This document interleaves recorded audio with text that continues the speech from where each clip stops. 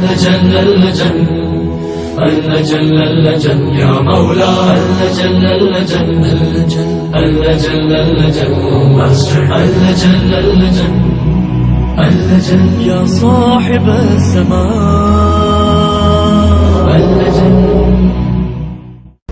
اعوذ باللہ من الشیطان اللعین الرجیم. بسم اللہ الرحمن الرحیم. الحمد للہ وکفا وسلام علی عبادہ الذین اصطفیٰ. درود بھیجئے محمد.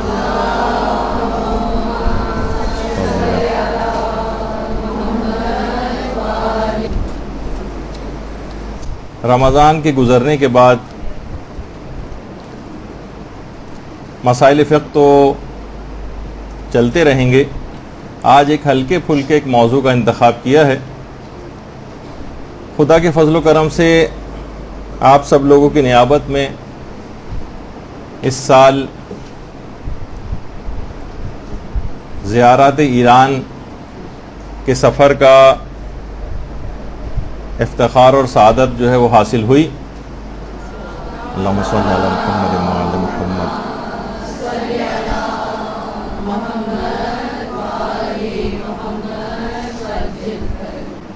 تو عام طور پر جب بھی کوئی زائر وہاں پر جاتا ہے، جیسے کہ ابھی آپ آداب میں بھی سنیں گے، کہ ان جگہوں کی اگر پہلے سے معرفت ہو، وہاں کے متعلق کچھ پہلے سے پتہ ہو، تو پھر اس کا فائدے اور ثمرات زیادہ ملتے ہیں.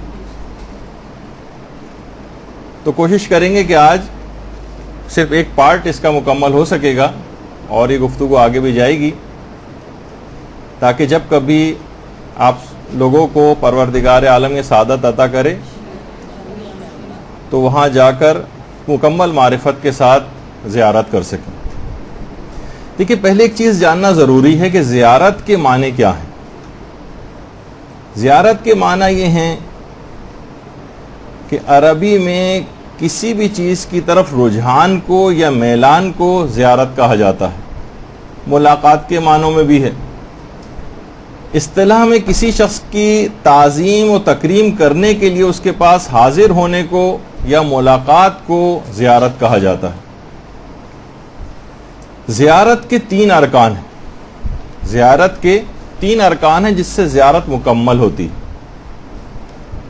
سب سے پہلی چیز تو زیارت کے ارکان میں سے ایک یہ ہے جس کو کہا جاتا ہے زائر، یعنی وہ شخص جو کسی چیز یا کسی شخص کے بارے میں کوئی میلان یا رجحان رکھتا ہے، اس کو زائر کہتے ہیں. زائر یعنی وہ شخص جو کسی چیز کے متعلق یا کسی شخص کے متعلق کوئی میلان یا رجحان رکھتا ہے، اس سے محبت کرتا ہے، اس کو زائر کہا جاتا ہے، اس کو زائر کہتے ہیں. یہ پہلی چیز ہے کہ جس سے زیارت کے جو ارکان میں سے. دوسری ارکان میں سے اس کو کہتے ہیں مزور. مزور یعنی جس کی زیارت کی جاتی، یعنی وہ شخص یا وہ چیز جس پر کسی زائر کا رجحان ہوتا ہے، اس کو مزور کہتے ہیں. یعنی ائمہ اطہار علیہم السلام یا معصومین علیہم السلام، یا جن جن کی زیارت کے لیے انسان جاتا ہے. درود بھیجئے محمد و آل محمد صلی اللہ علیہ وسلم.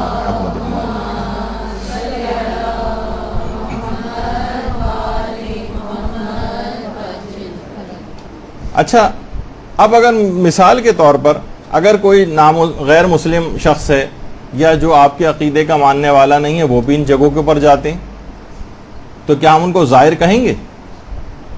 یا ظاہر ہے کہ وہ آیا ہے ان کی قبر کی زیارت کے لیے، اور جو صاحب زیارت ہیں یا جو صاحب قبر ہیں وہ بھی وہاں پر موجود ہے، تو ان 2 ارکان سے بھی مسئلہ حل نہیں ہوتا اور اس کو زیارت نہیں کہا جائے گا. تیسری چیز وہ ہے جس سے زیارت مکمل ہوتی ہے، وہ باطنی رجحان یا تعظیم جو زائر کے اندر پائی جاتی، جو زائر کے ساتھ ہوتی. ان میں سے کوئی بھی اگر ایک رجحان، یہ جو چیز ہے وہ کم ہو جائے تو زیارت مکمل نہیں ہوگی، بلکہ اس کو زیارت کہا ہی نہیں جائے گا. ایک چیز ہے زائر، ایک ہے مزور، اور وہ باطنی رجحان یا تعظیم کہ جو کہ زائر کے اندر ہوتی ہے. اچھا، اب جس قدر بھی، اب دیکھیں کہ ہمارے جو علماء ہیں، مراجع ہیں، جب زیارت کے لیے جاتے ہیں، جو حالت ان کی ہوتی، کبھی اگر آپ انٹرنیٹ پہ آیت اللہ شیخ جواد تبریزی جو آپ کے سامنے ہیں اس وقت، جن کی تصویر کبھی حضرت زینب سلام اللہ علیہ کے روضے کی زیارت کے لیے جب گئے تھے، اللہم صلی علی محمد و آل محمد،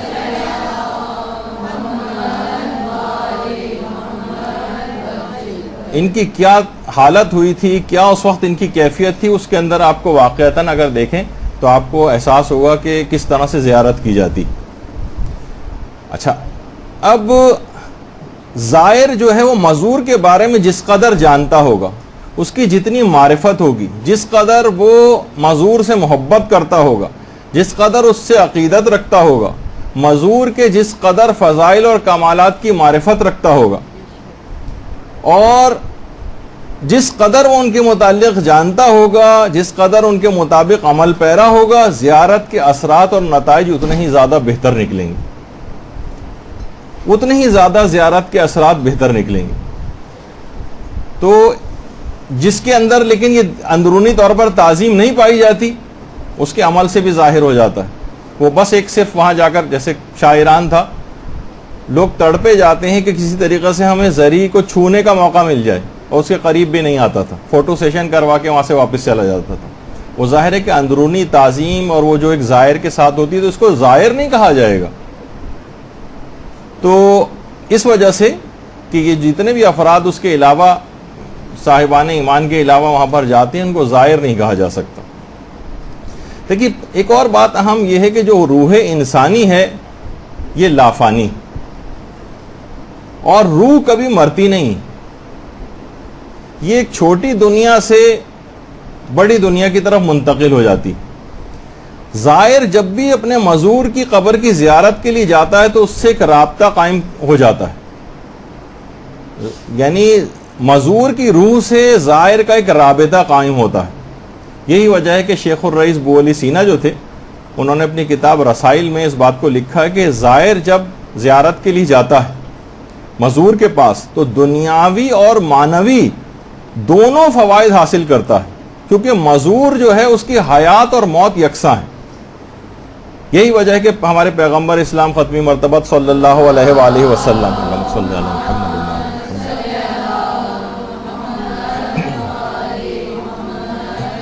وہ فرماتے ہیں کہ جو بھی ہمارے مرنے کے بعد ہماری زیارت کرتا ہے وہ اس شخص کی مانند ہے جس نے ہماری زندگی میں ہم سے ملاقات کی ہے، اور میں دونوں حالتوں میں اس کا گواہ ہوں، اور قیامت کے دن اس کی شفاعت میرے ذمے ہے۔ یعنی پیغمبر کی قبر کی یا ائمہ میں سے کسی کی قبر کی زیارت اگر کی جائے تو ان کی ظاہری حیات اور موت اس میں کوئی فرق نہیں، اور باقاعدہ یہ جو پیغمبر کی حدیث ہے یہ ابن قولویہ نے کامل الزیارات کے اندر نقل کی۔ اسی طریقے سے اس میں دور اور نزدیک کا بھی کوئی فرق نہیں۔ سفینۃ البحار میں شیخ عباس قمی نے جو روایت لکھی ہے پیغمبر اسلام سے کہ اگر میری زیارت کے لیے نہ آ سکو تو میرے لیے درود و سلام بھیجا کرو، اللہم صلی علی محمد و آل محمد۔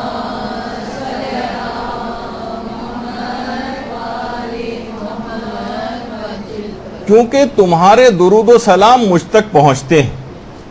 زیارت ناموں میں بھی مزور کی حیات کا اعتراف کیا جاتا ہے اگر آپ زیارت نامے پڑھیں، تاکہ زائر شروع ہی سے جان لے کہ میں اسی طرح سے ملاقات کر رہا ہوں یہاں آ کر جس طریقے سے ایک زندہ شخص سے ملاقات کی جاتی۔ اور یہی وجہ ہے کہ جو عرفا ہیں، عرفا وہ قبر سے بہت دور رہتے ہوئے بھی کپ کپاتے ہیں اور کانپتے ہیں۔ یہ آیت اللہ تقی مصباح یزدی کہ قریب قبر کے جاتے ہوئے بھی جو علماء عرفان ہیں وہ کانپتے ہیں۔ ہماری طرح سے بے حجابانہ وہاں پر نہیں پہنچ جاتے جس طریقے سے عام لوگوں کا ہم لوگوں کا انداز ہوتا ہے، کیونکہ وہ ان کی فضائل کی اس لحاظ سے معرفت نہیں رکھتے، اور بہت دور سے ہی اپنے جسم اور روح پر مزور کے اثرات کو محسوس کرنے لگتے ہیں، اور یہی وجہ ہے کہ وہ زیادہ دیر وہاں پر ٹھہر بھی نہیں پاتے۔ معصومین کے جلال و جمال کی اتنی تاب نہیں رکھ پاتے وہ کہ جس طریقے سے ایک حق ہوتا ہے کہ وہاں انسان جب جاتا ہے تو جو اس کی کیفیت ہوتی ہے، ہم علماء اور مراجع کی ہم جب آپ دیکھیں گی تصاویر اور وہ کہ ان کی کیا حالت ہو جاتی، کیونکہ وہ ان کی مکمل جس حد تک بھی ممکن ہے کہ انسان کے لیے اتنی معرفت رکھتی. اور یہی وجہ ہے کہ مفاتی میں 15 رجب کی جو زیارت امام حسین علیہ السلام ہے، اللہم صلی علی محمد وعلی محمد،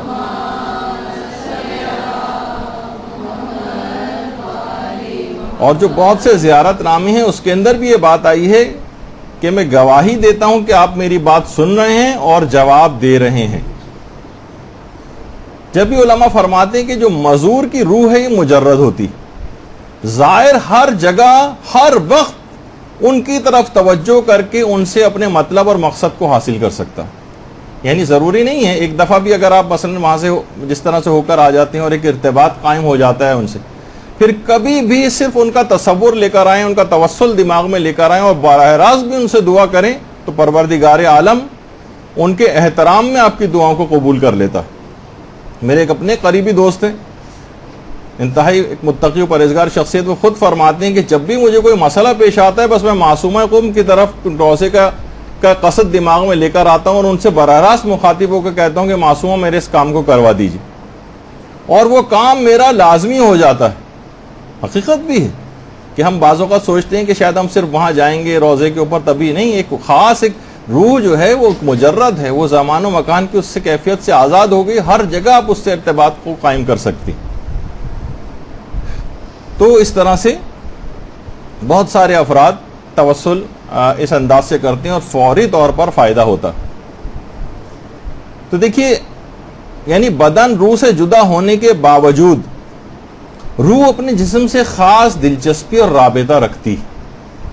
یہی وجہ ہے کہ اکثر اجسام جو ہیں وہ مرنے کے بعد بھی خراب اور بوسیدہ نہیں ہوتے. کتنے ایسے جسم نکلے ہیں جن کو 30 سال ہو چکے ہیں، 25 سال ہو چکے ہیں، ابھی کچھ کا تذکرہ آگے بھی آنے والا ہے، جو اطراف امام کی قبر کے اطراف میں جو ہے وہ مدفون علماء اور شہداء ہیں. جب قبریں کھودی گئیں تو ان کے جسم صحیح و سالم نکلے.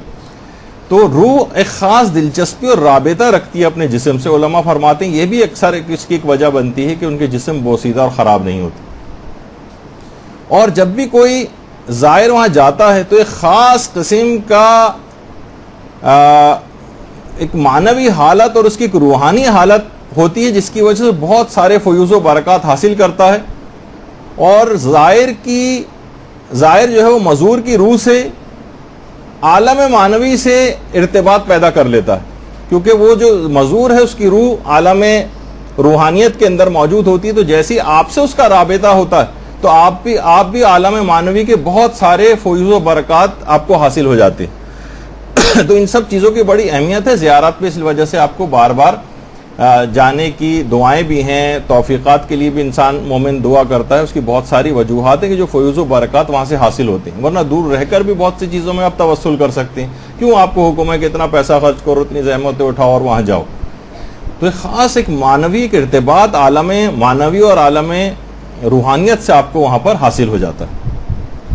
اچھا، اب دیکھیے بے پناہ اس کے فائدے ہیں زیارتوں کے.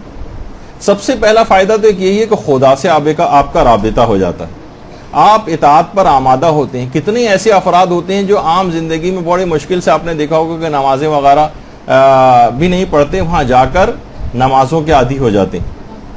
پچھلی نافرمانی والی زندگی کو وہ بدلنا چاہتے ہیں. کتنے ہم نے بہرحال مرد حضرات دیکھے ہیں کہ جو داڑیاں رکھ کر وہاں سے واپس آتے ہیں.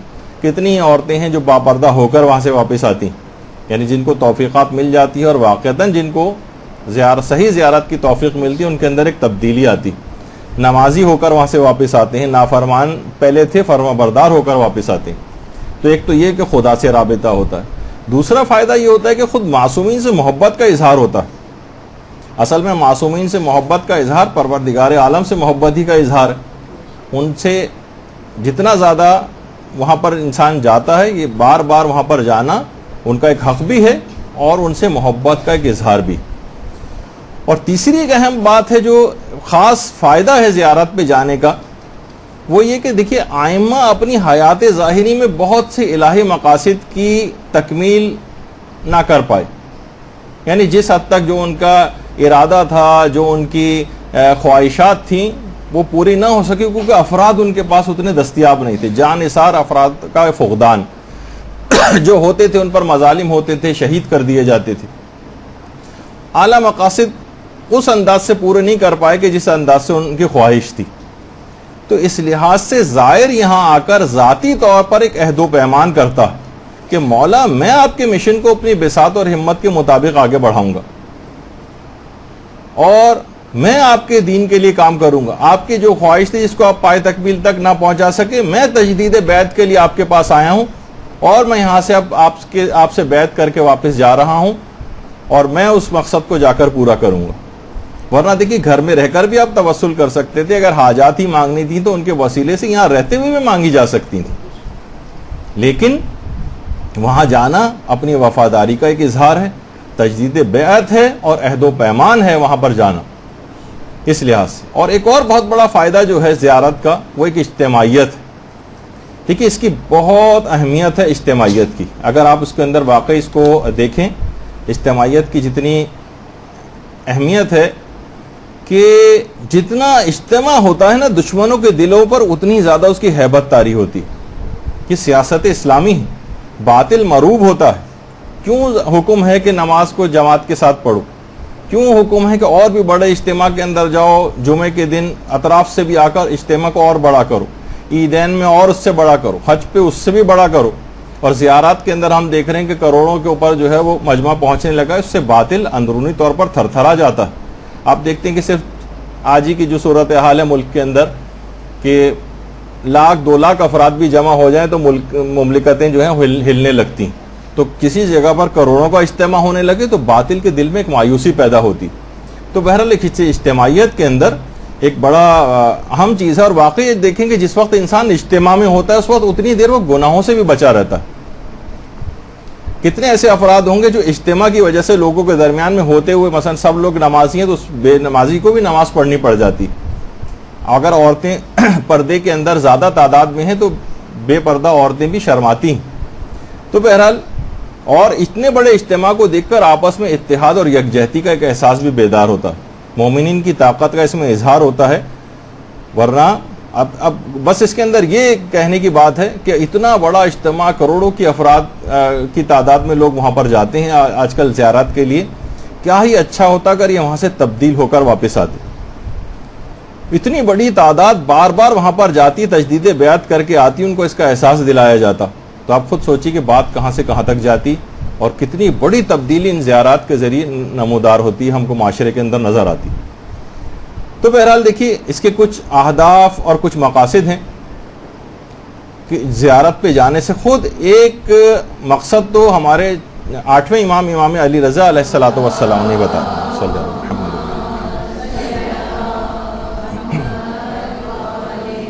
امام فرماتے ہیں کہ ہر امام کی جانب سے ان کے چاہنے والوں اور پیروکاروں پر کچھ ذمہ داریاں، حقوق اور عہد و پیمان کی تکمیل ہوتی اور یہ عہد و پیمان بخوبی ادا ہوتے ہیں.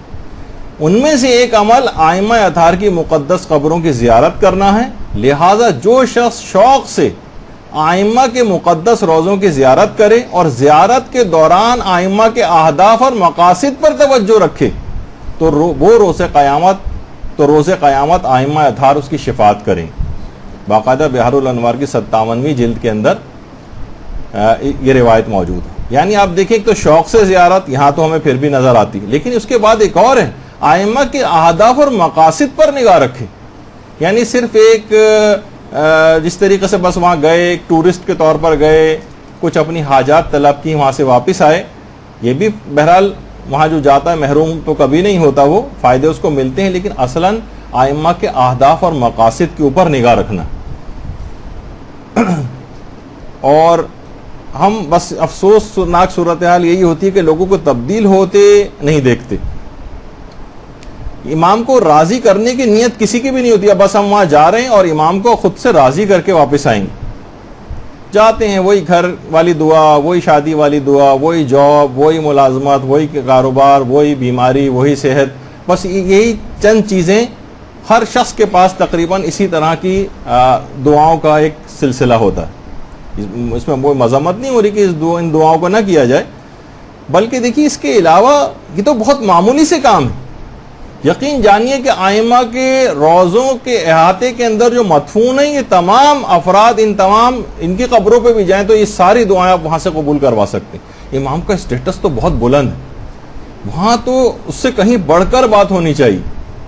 یعنی کسی کے پاس جائیں بادشاہ، اس سے کہیں کیا چاہیے تو آپ کہیں کہ مجھے کوئی بہت معمولی چیز کا نام لینے کہ مجھے مثلا کیوں موبائل چاہیے، جیسے کہ آج کل ہر جگہ دیکھنے میں آتا ہے۔ اتنے بڑے بادشاہ کے پاس گئے اور صرف فقط اتنی سی چیز، چھوٹی سی چیز مانگ کے اس سے لے کر آئے، اس سے تو اس کی رضا مانگتے، اس سے تو جنت مانگتے، اس سے پل صراط سے آرام سے گزرنا مانگتے، اس میں قبر کی تمام سہولیات اس سے مانگتے اور ان کا جوار معصومین مانگتے، اور کیا کچھ ان سے وہاں سے مانگا نہیں جا سکتا، خود ان سے ان کو مانگ لیتے۔ لیکن کیا ہے کہ ہم بہت چھوٹی چیزوں کے اوپر رہ جاتے ہیں کہ چھوٹی چھوٹی چیزیں ہم کو چاہیے، بس یہ اس میں جو کہ فانی ہو جائیں گی، ختم ہو جائیں گی۔ صحت مانگ کے بھی لے کے آئے تو کتنی عمر لے کے آئے، وہی 70-80 سال میں مر جانا ہے بالآخر۔ تو بہرحال تو یہ ائمہ کے روضوں کے احاطے میں شیخ بہائی، ابھی ان کا تذکرہ آگے چل کر آئے گا، اتنی جلیل القدر شخصیت، امام کے روضے کے احاطے کے اندر دفن ہے، ان کے پاس ان کی قبر کی زیارت کے لیے جائیے، دعائیں مانگے، ساری یہ قبول کروا سکتے ہیں۔ علامہ تبرسی، ان سے مانگ سکتے ہیں، علامہ تبرسی کی قبر ہے، صاحب تفسیر مجموع البیان، ان کا بھی تذکرہ اگلی نشست میں آئے گا۔ آیت اللہ نخودگی اصفہانی، جن کا وہ امام خمینی کو جنہوں نے ایک نسخہ کیمیا بتایا تھا، جن کی پوری تفصیل ہم مختلف لیکچرز کے اندر بتا چکے ہیں، ان کی قبر وہاں پر ہے، اور بڑے عجیب و غریب واقعات ہیں باقاعدہ، جو کہ انشاءاللہ اگلی نشست میں آئیں گے۔ وہ بھی کتنے علماء ایسے ہیں جو باقاعدہ کہا کرتے تھے کہ ہم اگر یہ تمام افراد ہمارے پاس بھی آ جائیں تو ہم ان کی ساری دعائیں قبول کروا سکتے ہیں، مگر یہ عمل امام کی شان میں ہماری طرف سے کمی کا باعث بنے گا، لہٰذا ہم اس کام کو ہرگز نہیں کریں گے۔ لیکن یہ اتنے ایسے کام ہیں کہ یہ ہم بھی قبول کروا سکتے ہیں۔ تو اب دیکھیے کہ ہم جب دیکھتے بھی ہیں کہ انسان جب وہاں سے واپس آتا ہے تو بلکہ ظاہر گناہ تو معاف ہو چکے ہوتے ہیں، لیکن کیا ہے کہ ایک الگ سے ایک نافرمانی کی سمجھے ایک نئے سرے سے ایک ابتدا ہوتی، واپسی پہ جہاز کا سفر ہوتا ہے، اس میں کوئی نہ کوئی ہو سکتا ہے کہ نماز کا وقت آ جائے، خاص طور پر فجر کی نماز کا وقت۔ کتنے افراد ہوں گے کہ جو یہ تو پھر بھی یہاں پر جو تصویر آپ کے سامنے ہے اس میں تو پھر بھی کھلی جگہ ہے، بہت سی چھوٹی جگہوں پہ کس طریقے سے نماز پڑھنی ہے۔ زیادہ تر افراد 90-95% افراد جو ہیں وہ نمازوں کو قضا کرتے ہیں، چھوڑ دیتے ہیں، نماز پڑھتے ہی نہیں جہاز کے اندر۔ خواتین، کتنی ایسی چیزیں ہیں کہ دیکھیے بہت ساری چیزیں ایسی ہیں کہ خواتین اب مثلا واش روم میں لائن لگی ہوئی وضو کے لیے، وقت مختصر ہے مثلا نماز کا، جیسے نماز فجر وغیرہ آتی ہے، تو 3 چلو لے کے اپنی سیٹ پر بیٹھے بیٹھے وضو کر سکتی ہیں۔ تھوڑا سا اپنا جس طرح گھونگھٹ نکالا جاتا ہے اس طرح سے آگے نکال لیا جائے، صرف تھوڑا سا پانی تو ہلکا سا کپڑوں پہ گرے گا، کون سا نجس پانی ہے وہ، وضو کا پانی ہے، اگر تھوڑا سا گر جائے گا تو کیا فرق پڑ جائے گا مثلا۔ تو کہنے کا مقصد یہ ہے کہ بہت ساری ایسی چیزیں لوگ وضو نہیں کرتے ہیں، ایک نماز یہاں کیسے پڑھیں اور یہ فلاں چیز گندی ہے، ہر وقت نجس پاک معلومات نہ ہونے کی وجہ سے نمازوں قضا جو بڑا گناہ ہے وہ کر لیتے ہیں، اور اس کی ابتدائی سفر زیارت کی وہاں سے شروع ہو جاتی ہے اس گناہ سے۔ تو یہ سب چیزیں دیکھیے اس طرح کی ہیں۔ اب آ جائیے اس تمہید کے بعد اب ہم مشہد مقدس کی زیارت کا باقاعدہ اس کا آغاز کرتے ہیں۔ صلی اللہ علیہ وسلم۔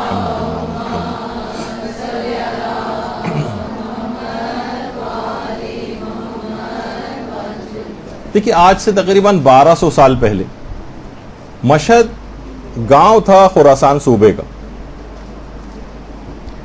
اور یہ تو خیر 1200 سال پہلا نہیں، یہ تو بہت بات کا تصویر آپ کے پاس ہے، لیکن 1200 سال پہلے کی بات بتا رہا ہوں کہ صرف ایک گاؤں ہوا کرتا تھا،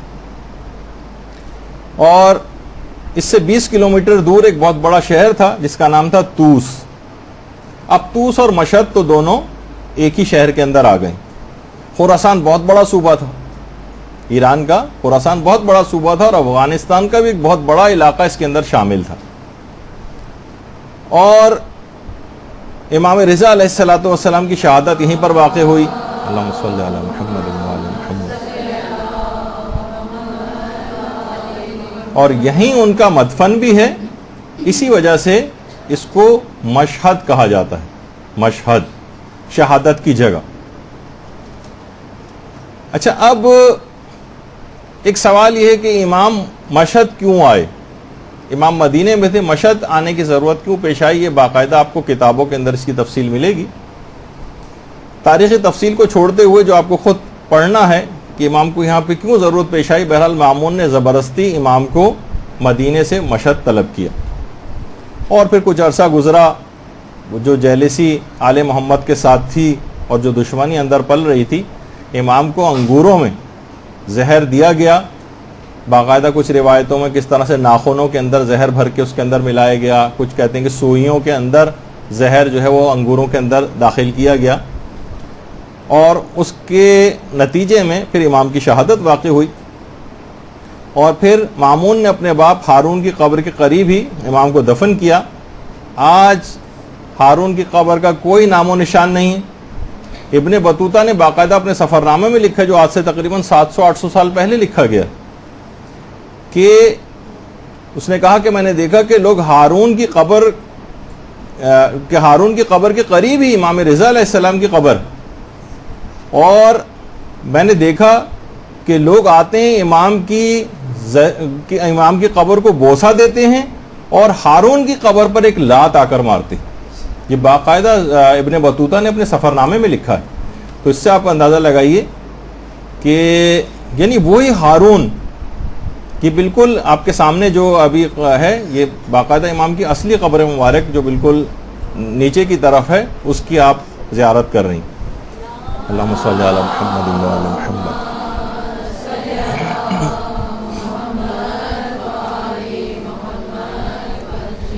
اب دیکھیے وہی ہارون تھا کہ جس کی سلطنت پر سورج غروب نہیں ہوتا تھا, اتنی بڑی سلطنت تھی. اور آج یہاں اسی غریب الوطن, سلطان العرب والعجم, وادی طوس کے شہنشاہ, معین الضعفاء, غریب الغرباء امام علی رضا علیہ السلام کی حکمرانی.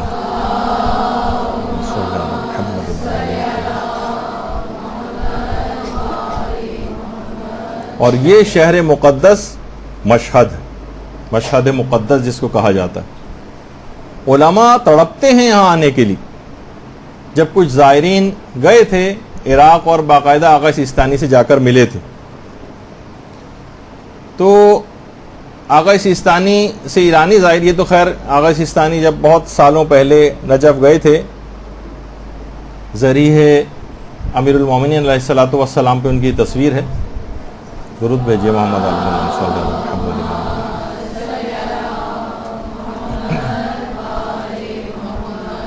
تو ایرانی زائرین نے کہا آقا آپ ایران کیوں نہیں آتے, آپ مشہد کیوں نہیں آتے؟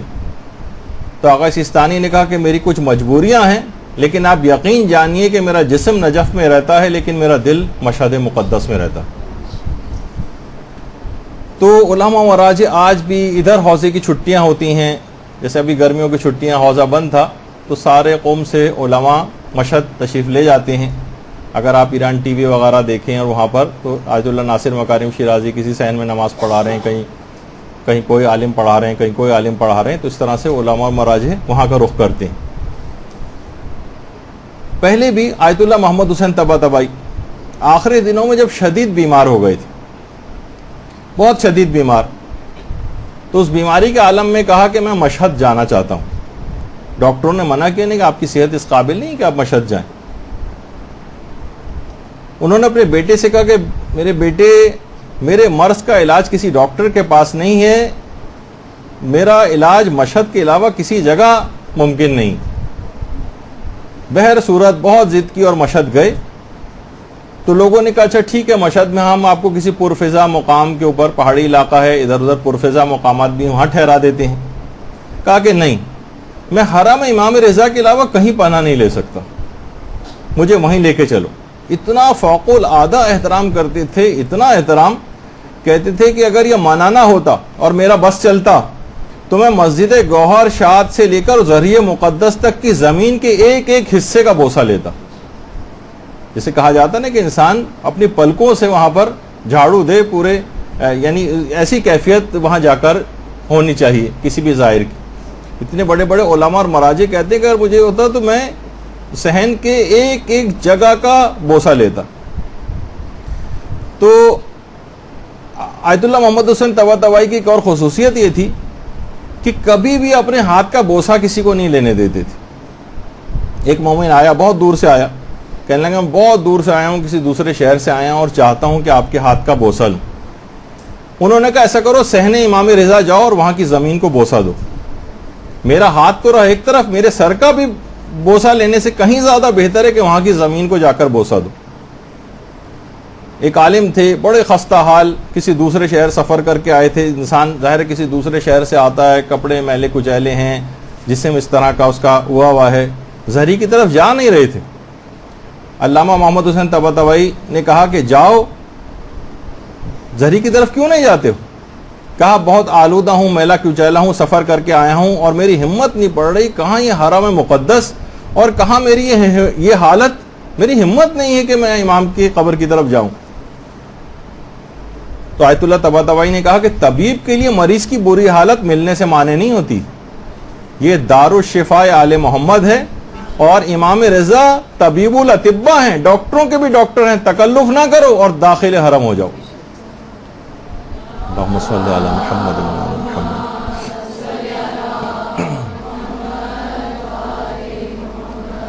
اچھا, علامہ طباطبائی ایک بات اور کہتے تھے ویسے تو تمام ائمہ کے الطاف اور لطف زائرین کے اوپر ہوتے ہیں, لیکن امام رضا علیہ السلام کا جو لطف ہے خاص طور پر محسوس کیا جا سکتا ہے. سب ائمہ کے روضوں کے اوپر جائیں گے, خاص طرح کا ایک الطاف اور کرم ان کا ہوگا اپنے زائر پر, کہہ رہے ہیں, لیکن خاص طور پر امام رضا کا لطف و کرم زائر محسوس کر سکتا ہے. اور اتنے زیادہ امام رضا علیہ الصلوۃ والسلام اپنے زائرین پر اتنی خاص عنایت اور توجہ رکھتے ہیں, ذرا سی بھی تکلیف سے تڑپ جاتے ہیں زائر کو اگر کوئی تکلیف پہنچ جائے. آیت اللہ فقیہ سید حسین سبزواری یہ خاص کلید بردار حرم تھے, نماز جماعت بھی پڑھاتے تھے, اور نماز کے لیے جس وقت یہ ایک دن نکل رہے تھے تو زائرین کا بہت ہی زیادہ رش تھا. کوئی مخصوصی تھی, جگہ جگہ زائرین کھڑے ہو کے زیارتیں پڑھ رہے تھے.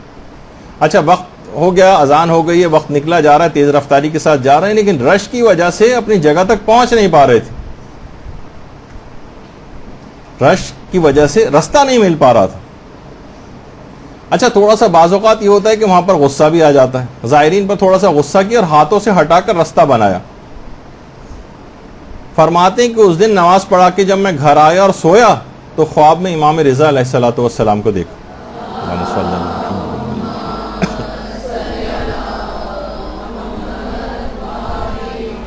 امام کو سلام کیا.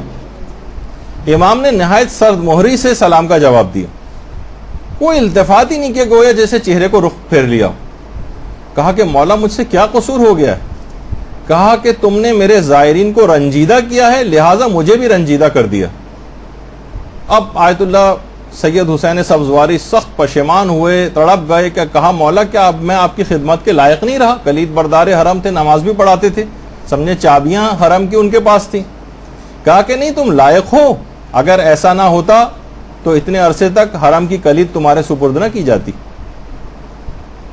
تو ذرا سی تکلیف کے زائرین کو اپنے ہاتھوں سے ہٹا کر اور کچھ ہلکا سا غصہ کر کے, اور نماز کون سا اپنے کسی کام کے لیے جا رہے تھے, الگ سے نماز جماعت پڑھانی تھی, ایک ذمہ داری کے طور پر جا رہے تھے, لیکن یہ بھی امام کو پسند نہیں آیا کہ میرے زائر کے ساتھ اس طرح سے ان پہ ہلکے سے غصے کا بھی اظہار کیا جائے. اور یہ کسی کتاب کے اندر تو بات نہیں ہے, لیکن حرم مشہد کے جو مقامی علماء ہیں وہ یہ بات بتاتے ہیں کہ امام کا جو یہ سامنے گنبد نظر آ رہا ہے, اس پر ہر وقت پہلے کبوتر بیٹھے رہا کرتے تھے. تو حرم کی انتظامیہ نے سوچا کہ یہاں سے ان کبوتروں کو کسی طرح سے ہٹایا جائے, ان کی صفائی کرنا روزانہ ایک مشکل کام ہوتا تھا. تو کہا کوئی ایسا طریقہ کار یہاں پر کرتے ہیں, کوئی ایسی چیز کرتے ہیں جس سے یہ یہاں سے یہ بیٹھنے نہ پائیں اور کبوتر یہاں سے چلے جائیں, سمجھے روزے کے اطراف میں بھی نہ آئیں. تو باقاعدہ حرم کے جو ذمہ دار تھے ان کے خواب میں امام رضا علیہ الصلوۃ والسلام آئے اور آ کر کہا کہ یہ پرندے بہت دور دور سے ہماری قبر کی زیارت کے لیے آتے ہیں, تو ان کو خود سے مت ہٹاؤ, اور اس کے بعد بالکل اس گنبد کے سامنے جو چشمہ شفا ہے وہاں پر, یہ جو ہے آپ کے سامنے جو اسی بالکل سامنے ہی ہے اس کے, یہاں پر پھر خود بخود کبوتروں نے اپنا ڈیرا بنا لیا اور اب یہاں اگر بیٹھتے ہیں اور گنبد کے اوپر نہیں بیٹھتے، اور 2 سال سے یہ سلسلہ بالکل جاری ہے کہ ایک کبوتر بھی گنبد پہ بیٹھا ہوا نظر نہیں آتا، اور سارے اس کے سامنے اللہم صلی علی محمد و علی محمد۔ سفر کی تھکاوٹ تو مجھے ہونی چاہیے، لیکن لگ رہا ہے آپ سب لوگ کافی تھکے ہوئے ہیں۔ اللہم صلی علی محمد و علی محمد۔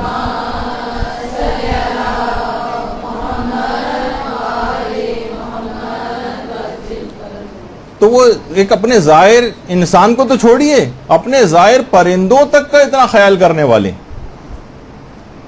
اور اس ظاہر کے اوپر پھر اس انسان کے اوپر افسوس ہوگا اس ظاہر کے اوپر کہ وہ امام کی نافرمانی سے بھرپور ایک زندگی گزارے، اس سفر کے اندر بھی امام کے قول و فعل کی نافرمانی کرے اور سفر سے واپس آ کر بھی نافرمانی کرے۔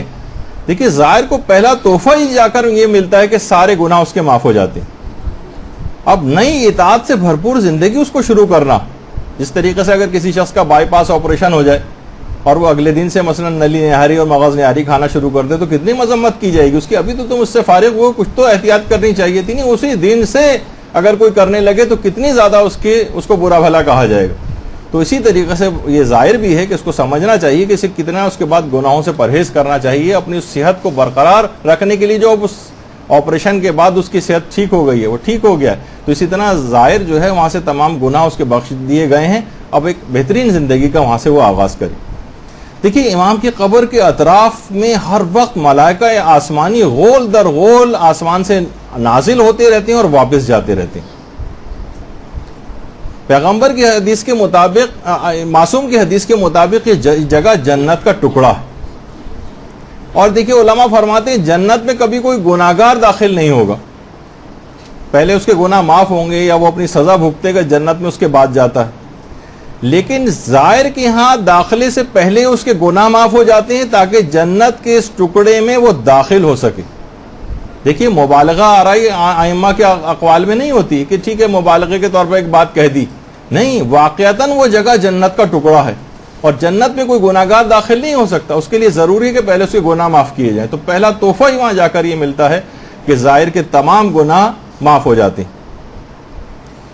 اور پھر اس کے بعد دیکھیے اتنی زیادہ اہم جگہ ہے زیارت امام رضا کہ باقاعدہ عرفاء نے اپنی آنکھوں سے دیکھا ہے کہ امام کی جو قبر مبارک ہے اوپر گنبد شگافتہ ہوا، اور آسمان سے حضرت عیسیٰ اور حضرت مریم امام کی قبر کی زیارت کے لیے نیچے آئے، امام کے سرہانے کھڑے ہو کر انہوں نے باقاعدہ زیارت پڑھی، اور اس کے بعد پھر دوبارہ گنبد شگافتہ ہوا اور آسمانوں میں پرواز کر گئے۔ حضرت عیسیٰ اور حضرت مریم امام رضا کی زیارت کے لیے اب بھی آتے ہیں، اور نہ جانے کتنے اور انبیاء اور ارواح جو ہیں شہداء وہ سب یہاں پر آتی ہوں گی۔ آیت اللہ وحید خراسانی نے اپنے ایک درس میں فرمایا کہ پیغمبر نے 2 افراد کو اپنا ٹکڑا کہا ہے، 2 افراد کو اپنا ٹکڑا کہا ہے۔ ایک تو حضرت زہرا سلام اللہ علیہ کو کہا ہے،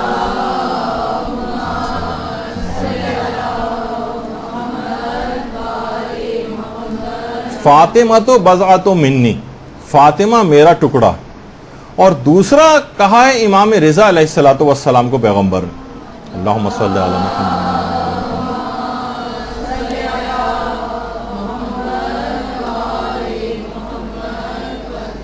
ستدفن بضعۃ منی بخراسان، یا بہت سی روایات میں بے ارض خراسان، کہ عنقریب میرا ایک ٹکڑا خراسان میں دفن کیا جائے گا، اور اس کی زیارت میری زیارت ہے۔ تو آیت اللہ وحید خراسانی فرماتے ہیں کہ شیخ انصاری، شیخ مرتضی انصاری جو کہ بہت بڑے فقیہ گزرے ہیں، فتویٰ دینے میں وہ مجسمہ احتیاط تھے، لیکن اس حدیث پر باقاعدہ قطعی فتویٰ دیا ہے اور کہا ہے کہ اس کے راوی جو ہیں اصحاب اجماع میں سے، جس کے بعد اتنی تحقیق بھی نہیں ہوتی، اس کے بعد اگر کسی اصحاب اجماع میں سے راوی اگر اصحاب اجماع میں سے ہو تو علماء تحقیق کے بغیر اس کو اوتھینٹک سمجھتے ہیں۔ تو امام علی رضا کی زیارت کے متعلق یہ بات آئی ہے کہ ان کی زیارت 1000 مقبول حج کے برابر، 1000 حج مقبول، یعنی ایسے حج جو کہ بارگاہ الہی میں قبول ہو چکے ہوں 1000، عقل مبہوت رہ جاتی۔ فرماتے ہیں کہ اس حدیث کو صرف شیخ انصاری نہیں بلکہ آیت اللہ وحید بہبہانی نے بھی بالکل معتبر سمجھا ہے، علامہ مجلسی نے اس روایت کو معتبر سمجھا ہے، وحید خراسانی فرماتے ہیں شیخ طوسی نے اس روایت کو معتبر سمجھا ہے، میر باقر داماد نے اس روایت کو معتبر سمجھا ہے، اور شیخ مرتضی انصاری، سب نے اس کو صحیح السند مانا ہے۔ اچھا، آغا وحید خراسانی نے اس امام رضا کی زیارت کے ضمن میں ایک جملہ اور فرمایا، فرماتے ہیں کہ دیکھیے معاملات 3 قسم کے ہوتے ہیں، بعض باتیں قابل درک بھی ہوتی ہیں اور قابل بیان بھی ہوتی ہیں، یعنی آپ کو سمجھ بھی آتی ہیں اور آپ بیان بھی کر سکتی ہیں۔ کچھ باتیں ایسی ہوتی ہیں جو آپ سمجھتی بھی ہیں اور بیان بھی کر سکتی ہیں۔ فرماتے ہیں کچھ باتیں ایسی ہوتی ہیں جو قابل درک تو ہوتی ہیں لیکن قابل بیان نہیں ہوتی، یعنی آپ محسوس تو کر سکتی ہیں ان کو، سمجھ تو جاتی ہیں آپ، لیکن بیان نہیں کر سکتی، الفاظ ایسے نہیں ہوتے آپ کے پاس کہ عرفا بہت سارے اپنے مکاشفات اور چیزوں کو، مثلا کوئی عالم آخرت کی چیزیں بیان کرے جو وہاں ہو کر آ گیا ہو، تو وہ کیسے آپ کے اس کے پاس، وہ ان کو سمجھ تو آ رہی ہوتی ہیں اس کو کسی حد تک، لیکن وہ بیان نہیں کر سکتا مثلا ان کو۔ اور فرماتے کچھ باتیں ایسی ہوتی ہیں جو ناقابل درک ہوتی ہیں اور نہ ہی ناقابل وصف ہوتی ہیں، نہ وہ سمجھ میں آتی ہیں اور نہ ہی وہ بیان کی جا سکتی ہیں۔ فرماتے ہیں کہ جوار امام علی رضا علیہ السلام کی عظمت ناقابل ادراک بھی ہے اور ناقابل وصف بھی ہے، نہ یہ سمجھ میں آتی ہے اور نہ ہی یہ بیان کی جا سکتی ہے۔ جوار امام علی رضا علیہ السلام یہ عقلوں میں نہیں آ سکتا کسی کی، اس جگہ کی عظمت، وہ جہاں پر مدفون ہے وہاں کیا فیوز ہیں، کیا برکات ہیں، زائر وہاں جا کر کیا حاصل کر رہا ہے، کس طرح سے، یعنی وہاں کی اس کی کیسے ملائکہ کے غول در غول وہاں پر آ رہے ہیں، ان کی کیا عظمت و جلالت ہے، نہ وہ اس کو سمجھ سکتا ہے اور نہ یہ بات بیان کی جا سکتی۔ تو فرماتے ہیں کہ راوی جو تھا وہ بزنتی، وہ حیران رہ گیا، ایک قبر کی زیارت 1000 حج کے برابر، اور وہ بھی ایسے کہ جو بارگاہ الہی میں قبول ہو چکے ہوں۔ آیت اللہ ناصر مکارم شیرازی نے بھی باقاعدہ لکھا ہے کہ زیارت امام رضا کی فضیلت ہمارے برادران اہل سنت کی کتابوں میں بھی آئی، باقاعدہ ینابع المودہ اس کے اندر بھی یہی والی حدیث آئی ہے کہ ستدفن بضعۃ منی بخراسان، ان قریب میرے جسم کا ایک ٹکڑا خراسان میں دفن کیا جائے گا۔ پیغمبر فرماتے ہیں کہ جو بھی مشکلوں میں گرفتار شخص اس کی قبر کی زیارت کو آئے گا، خدا اس کی تمام مشکلات کو دور کر دے گا، اور جو گناہگار اس کی زیارت کو آئے گا خدا اس کے تمام گناہوں کو بخش دے گا۔ اور خود نیاب المودت کے اندر لکھا ہے اہل سنت کی جو کتاب حضرت عائشہ سے روایت کہ پیغمبر نے فرمایا کہ جو بھی میرے بیٹے کی توس میں زیارت کرے گا اس نے گویا ایک حج انجام دیا۔ حضرت عائشہ حیران رہ گئی، کہا یا رسول اللہ ایک حج؟ پیغمبر نے فرمایا نہیں، 2 حج۔ وہ مزید حیران ہوئی، 2 حج کے برابر؟ پیغمبر نے فرمایا نہیں، 3 حج۔ اب حضرت عائشہ خاموش ہو گئی۔ پیغمبر نے فرمایا اے عائشہ اگر تم خاموش نہ ہوتی تو میں سلسلہ 70 حجوں تک لے کر جاتا۔ درود بھیجیے محمد والے۔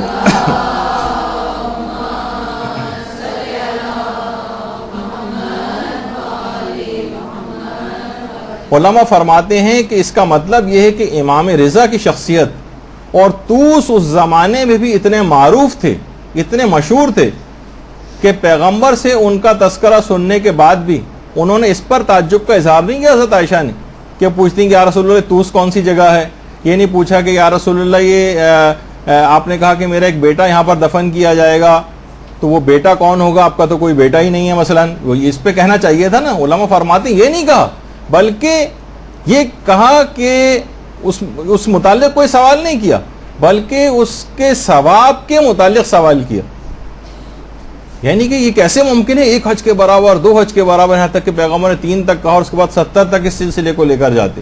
اس کا مطلب ہے کہ پیغمبر کی زبان سے اتنی مرتبہ امام رضا کا تذکرہ ہوتا تھا اور اتنی مرتبہ اس جگہ توس اور خراسان کا تذکرہ ہوتا تھا کہ وہ انہوں نے اس کے اوپر کوئی تعجب کا اظہار نہیں کیا، تو اس کا مطلب پیغمبر کی اپنی زبان پر امام رضا کا کتنا تذکرہ آتا تھا۔ اور عجیب و غریب خصوصیت ہے ایک زیارت امام رضا کی کہ دیکھیے ایک سوال ہے کہ کتنے سارے ہمارے اور ائمہ بھی ہیں. اگر عام طور پر کسی شخص سے ویسے پوچھا جائے شہرت کے اعتبار سے کہ سب سے زیادہ معصومین میں سے بھی یعنی ائمہ میں سے کس کی زیارت کا ثواب سب سے زیادہ ہے، تو فوراً دماغ میں لوگوں کے آئے گا امام حسین کی زیارت کا ثواب سب سے زیادہ ہے.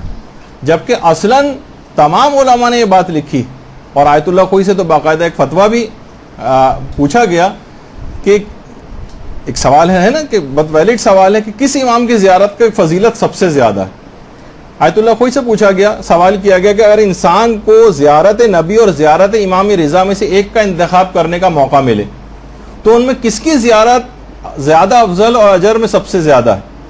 تو آقا خوئی نے جواب دیا، باقاعدہ جو ان کی کتاب سراج النجات ہے ان کے فتاووں پر مشتمل، کہ روایات سے ظاہر ہوتا ہے کہ امام رضا کی قبر کی زیارت دیگر ائمہ اہل بیت کی قبور کی زیارت سے افضل ہے.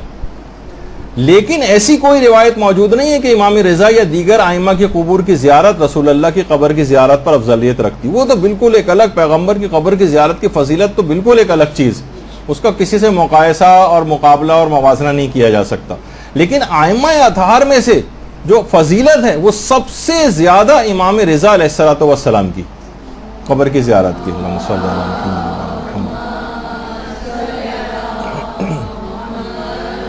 دیکھیے مختلف ائمہ کو مختلف الگ الگ فضیلتیں حاصل ہیں، وہاں کی زیارت کی فضیلت سب سے زیادہ ہے. لیکن مثلا یہ بھی سوال آقا کوئی سے پوچھا گیا کہ کون سی چیز زیادہ افضل ہے، حج مستحبی کے لیے عرفات میں وقوف کرنا اس دن زیادہ افضل ہے یا زیارت امام حسین یوم عرفہ کے دن وہاں جانا زیادہ افضل ہے؟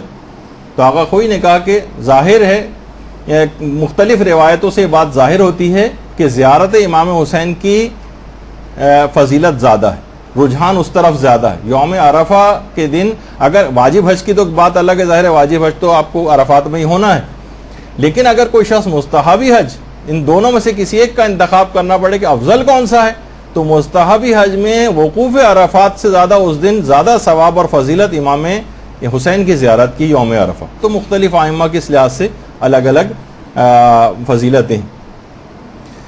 اچھا، دیگر ائمہ کی زیارت کے اندر بھی ایک فضیلت یہ ملتی ہے کہ وہاں جو شخص بھی جاتا ہے اس کے تمام پچھلے گناہ معاف ہو جاتے ہیں. البتہ دو اماموں کے متعلق روایت ایسی ہیں کہ جس میں ایک تو روایت ہمارے امام محمد تقی علیہ السلام کی امام رضا کے متعلق، اللہم صلی علی محمد و علی محمد.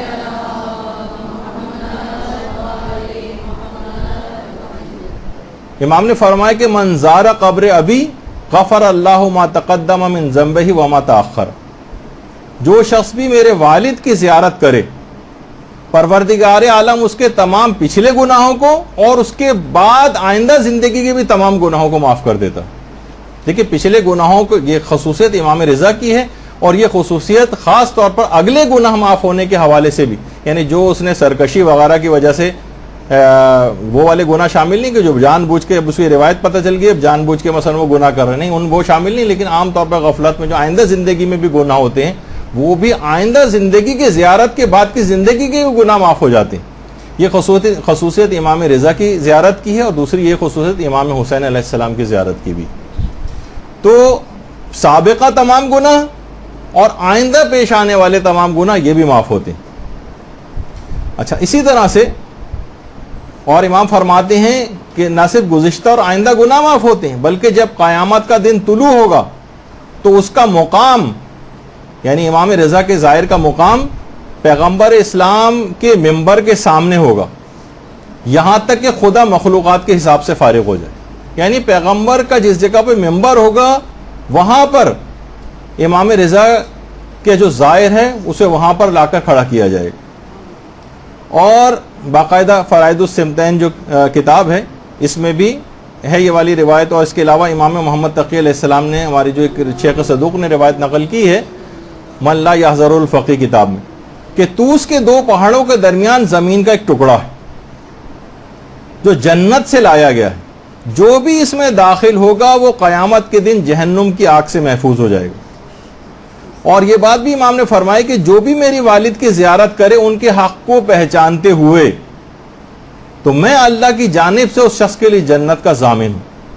دیکھیے تمام علماء نے اس بات کو لکھا. اگر آپ پوچھیں کہ امام کی معرفت یا ان کے حق کو پہچاننے سے کیا مراد, تو علماء فرماتے ہیں کہ یعنی ان کو ایسا امام ماننا جس کی اطاعت خدا کی طرف سے واجب قرار دی گئی. اطاعت واجب قرار دی گئی ہے تاکہ آپ اطاعت کریں, نافرمانی کے لیے نہیں ہے کہ بس صرف ان کو مان لو, ان کے نام سے واقفیت رکھو, یہ نہیں کہا گیا, بلکہ ایسا امام ماننا جس کی اطاعت پروردگار کی طرف سے واجب قرار دی گئی ہے تاکہ انسان ان کی اطاعت کرے. تو یہ تو تھا امام کے اپنے بیٹے امام محمد تقی علیہ السلام کا فرمان. اور خود آپ کے اپنے والد امام موسیٰ کاظم علیہ السلام نے کیا فرمایا اپنے بیٹے کے لیے, اللہم صلی علی محمد و علی محمد,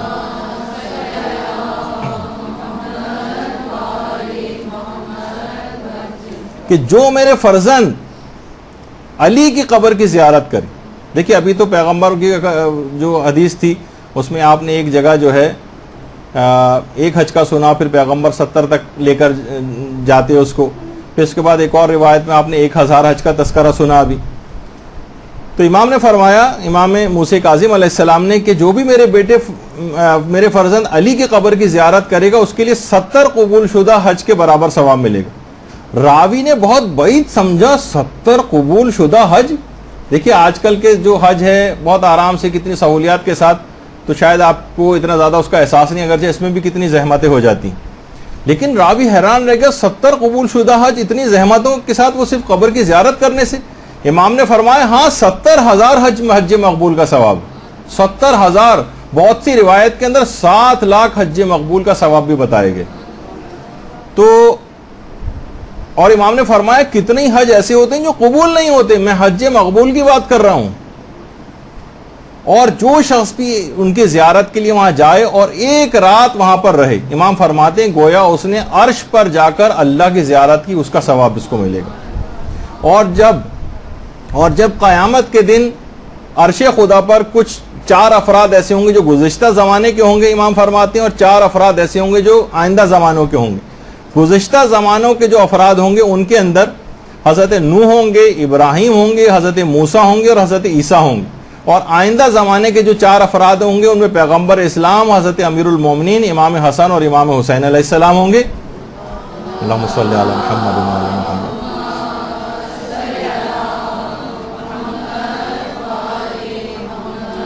پھر امام فرماتے ہیں ان لوگوں کے ساتھ, یعنی پھر ہمارے ساتھ عرش پر وہ بیٹھیں گے جنہوں نے ائمہ کی قبور کی زیارت کی ہوگی. اور امام فرماتے ہیں کہ حقیقت یہ ہے کہ میرے فرزند علی کی زیارت کرنے والوں کا درجہ سب سے زیادہ بلند ہوگا, سب سے زیادہ بلند ہوگا, اور ان کی عطا بھی سب سے زیادہ ہوگی. ان کے والد نے کیا کہا ان کی زیارت کے متعلق, ان کے بیٹے نے کیا کہا, اب خود امام رضا علیہ السلام نے اپنی اس کے متعلق کیا چیز بتائی. جیسے ابھی آیا کہ 70,000 قبول شدہ حج اور 7 لاکھ قبول شدہ حج, اور یہ بھی فرمایا کہ میرے فرزند علی رضا کی زیارت کا رتبہ کرنے والوں کا رتبہ سب سے بلند ہوگا.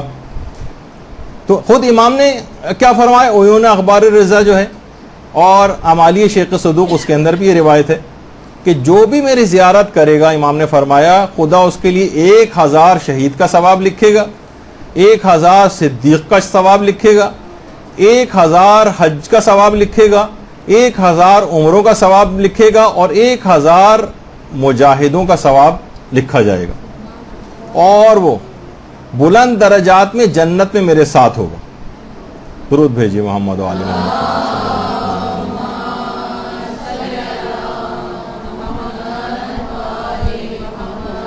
اچھا, جب اتنی زیادہ زیارت کے فضائل ہیں تو بہت زیادہ فکر اس بات کی نہیں ہونی چاہیے کہ ہماری زیارت قبول ہو جائے. ویسے تو ہر شخص خود بخود کہہ رہا ہوتا ہے اس کو ملنے والے زیارت قبول مقبول, ہر جگہ آپ کو سننے میں آتا رہتا ہے. زیارت کی قبولیت کا معیار کیا ہے, کیسے ہم سمجھیں گے کہ ہماری زیارت قبول ہو گئی؟ اس کی ایک اہم ترین علامت, اگر گزشتہ جو برائیاں ہم اپنے ساتھ لے کر گئے تھے اگر وہ ہم وہیں دفن کر کے آ جائیں تو سمجھ جائیے کہ امام کی زیارت قبول ہو گئی. دیکھیے ہمارے ساتھ سفر میں عالم بعمل مولانا سید محمد علی نقوی صاحب بھی تھے. انہوں نے بہت اچھا جملہ کہتے تھے دیکھیے بعض لوگ بلائے جاتے ہیں اور بعض بن بلائے آ جاتے ہیں. دیکھیے بن بلائے بھی تو آ جاتے ہیں نا. اب وہ تو ظاہر ہے کریم کی بارگاہ ہے, کوئی بن بلایا بھی آ گیا تو اس کو بھی محروم تو نہیں لوٹاتے, کریم ابن کریم ہے. تو ایک زیارت وہ ہے جو آپ کرتے ہیں اور ایک زیارت وہ ہے جو امام کرتے ہیں. اگر آپ تبدیل ہو گئے وہاں جا کر تو سمجھ جائیے کہ امام نے آپ کی زیارت کر لی. آپ نے تو زیارت کی, اس طرح ہم گئے زری کے اوپر گئے, وہاں سے واپس آ گئے, چلیں آپ کی زیارت اس لحاظ سے کہا جائے. لیکن ابھی تو تھا نا ظاہر مزور اور وہ باطنی رجحان. مزور بھی تو آپ کی زیارت کرے, ایسا ہے کہ جس سے ملنے جائیں دوسرا آپ سے ملاقات ہی نہیں کر رہا ہے یا اس کی نگاہ میں آپ کی کوئی حیثیت نہیں, تو اس کو تھوڑی زیارت اس لحاظ سے کہا جائے گا. کہا کہ اگر آپ تبدیل ہو کر آئے ہیں وہاں سے تو سمجھ جائیے کہ امام نے آپ کی زیارت کو قبول کیا. اور اگر آپ ویسے ہی وہاں سے واپس آ گئے ہیں, وہی بھرپور زندگی اس طرح پہلے گزار رہے تھے, کوئی فرق ہی نظر نہیں آ رہا ہے, تو سمجھ جائیے کہ زیارت قبول نہیں ہوئی. ظاہر جو فائدے اور اس کریم کی بارگاہ سے حاصل ہونے وہ تو ظاہر کوئی شخص محروم نہیں رہے گا, مل ہی جائیں گے, لیکن اصلاً جو زیارت کا حق تھا وہ ادا نہیں ہو سکا. ایک اور خصوصیت جو امام کی قبر کی زیارت کی ہے, دیکھیے کسی جگہ کسی امام کی قبر کی زیارت کے لیے کہا جاتا ہے کہ وہاں پر عذاب قبر ساقط ہو جاتا ہے, کسی جگہ کہا جاتا ہے کہ مثلاً سوال منکر و نکیر ساقط ہو جاتا ہے. لیکن جو مشہد کی زیارت کے فائدے ہیں, اور خاص طور پر مشہد میں جو دفن ہونے کے فائدے ہیں, کہ اگر کوئی شخص مشہد میں دفن ہو جائے تو اس پر سے سوال منکر و نکیر بھی ساقط ہو جاتا ہے اور عذاب قبر بھی ساقط ہو جاتا ہے. بہت معمولی چیز آپ نے سمجھا, اس کو درود نہیں پڑھا. اللہم صلی علی محمد.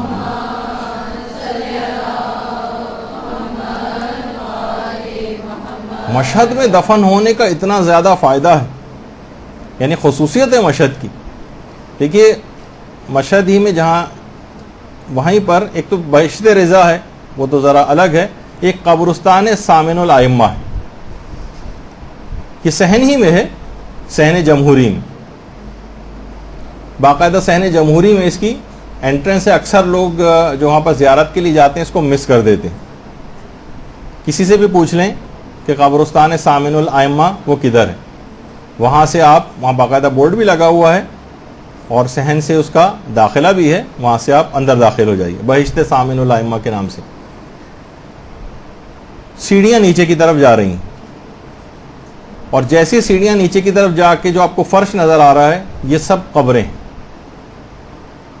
اور سامنے ہی وہاں پر قبرستان میں جو داخلے کی دعا ہے السلام علی اہل لا الہ الا اللہ وہ لکھی ہوئی ہے, وہ سب پڑھتے ہیں وہاں پر. اور پھر اس کے بعد ایک اور زیارت ہے جو شہداء کی زیارت کے طور پر ہے, وہ پڑھی جاتی ہے, کیونکہ یہاں پر بہت زیادہ شہداء مدفون, اور یہاں پر بہت زیادہ قبریں ہی قبریں. اس میں مقامی علماء بھی ہیں اور اس میں باہر کے جو افراد ہیں بہت سے زائرین بھی یہاں پر دفن ہوئے ہیں. ویسے ہی اتنی زیادہ ایسی جگہ ہے کہ کسی جگہ لکھی ہوئی تو نہیں ہے, لیکن وہاں کے مقامی علماء نے یہ بات بتائی ہے کہ یہاں پر ایک قبر کی جگہ کی جو قیمت ہے تقریباً 1.5 کروڑ پاکستانی کے برابر ہے. البتہ کہا کہ اس کو بہت زیادہ نہ سمجھا جائے, جو اس کی فضیلت ہے 1.5 کروڑ 1.5 روپے کے برابر بھی اس کے مقابلے میں نہیں ہے. بہت سے لوگ جب یہ بات سنتے ہیں تو کہتے ہیں اچھا اس کا مطلب جو مالدار ہے وہ صرف اس شرف کو حاصل کر لے گا, جو غریب لوگ ہیں وہ بیچارے کیا کریں. دیکھیے اعمال اگر اچھے ہوں تو کسی بھی جگہ یہاں پر بھی کہیں دفن کر دی جائیں, کسی کوڑے کے ڈھیر پہ بھی پھینک دیا جائے معاذاللہ شہید کر کے یا کسی بھی طرح سے, تو بھی ان کے جوار میں پہنچا دیے جائیں گے.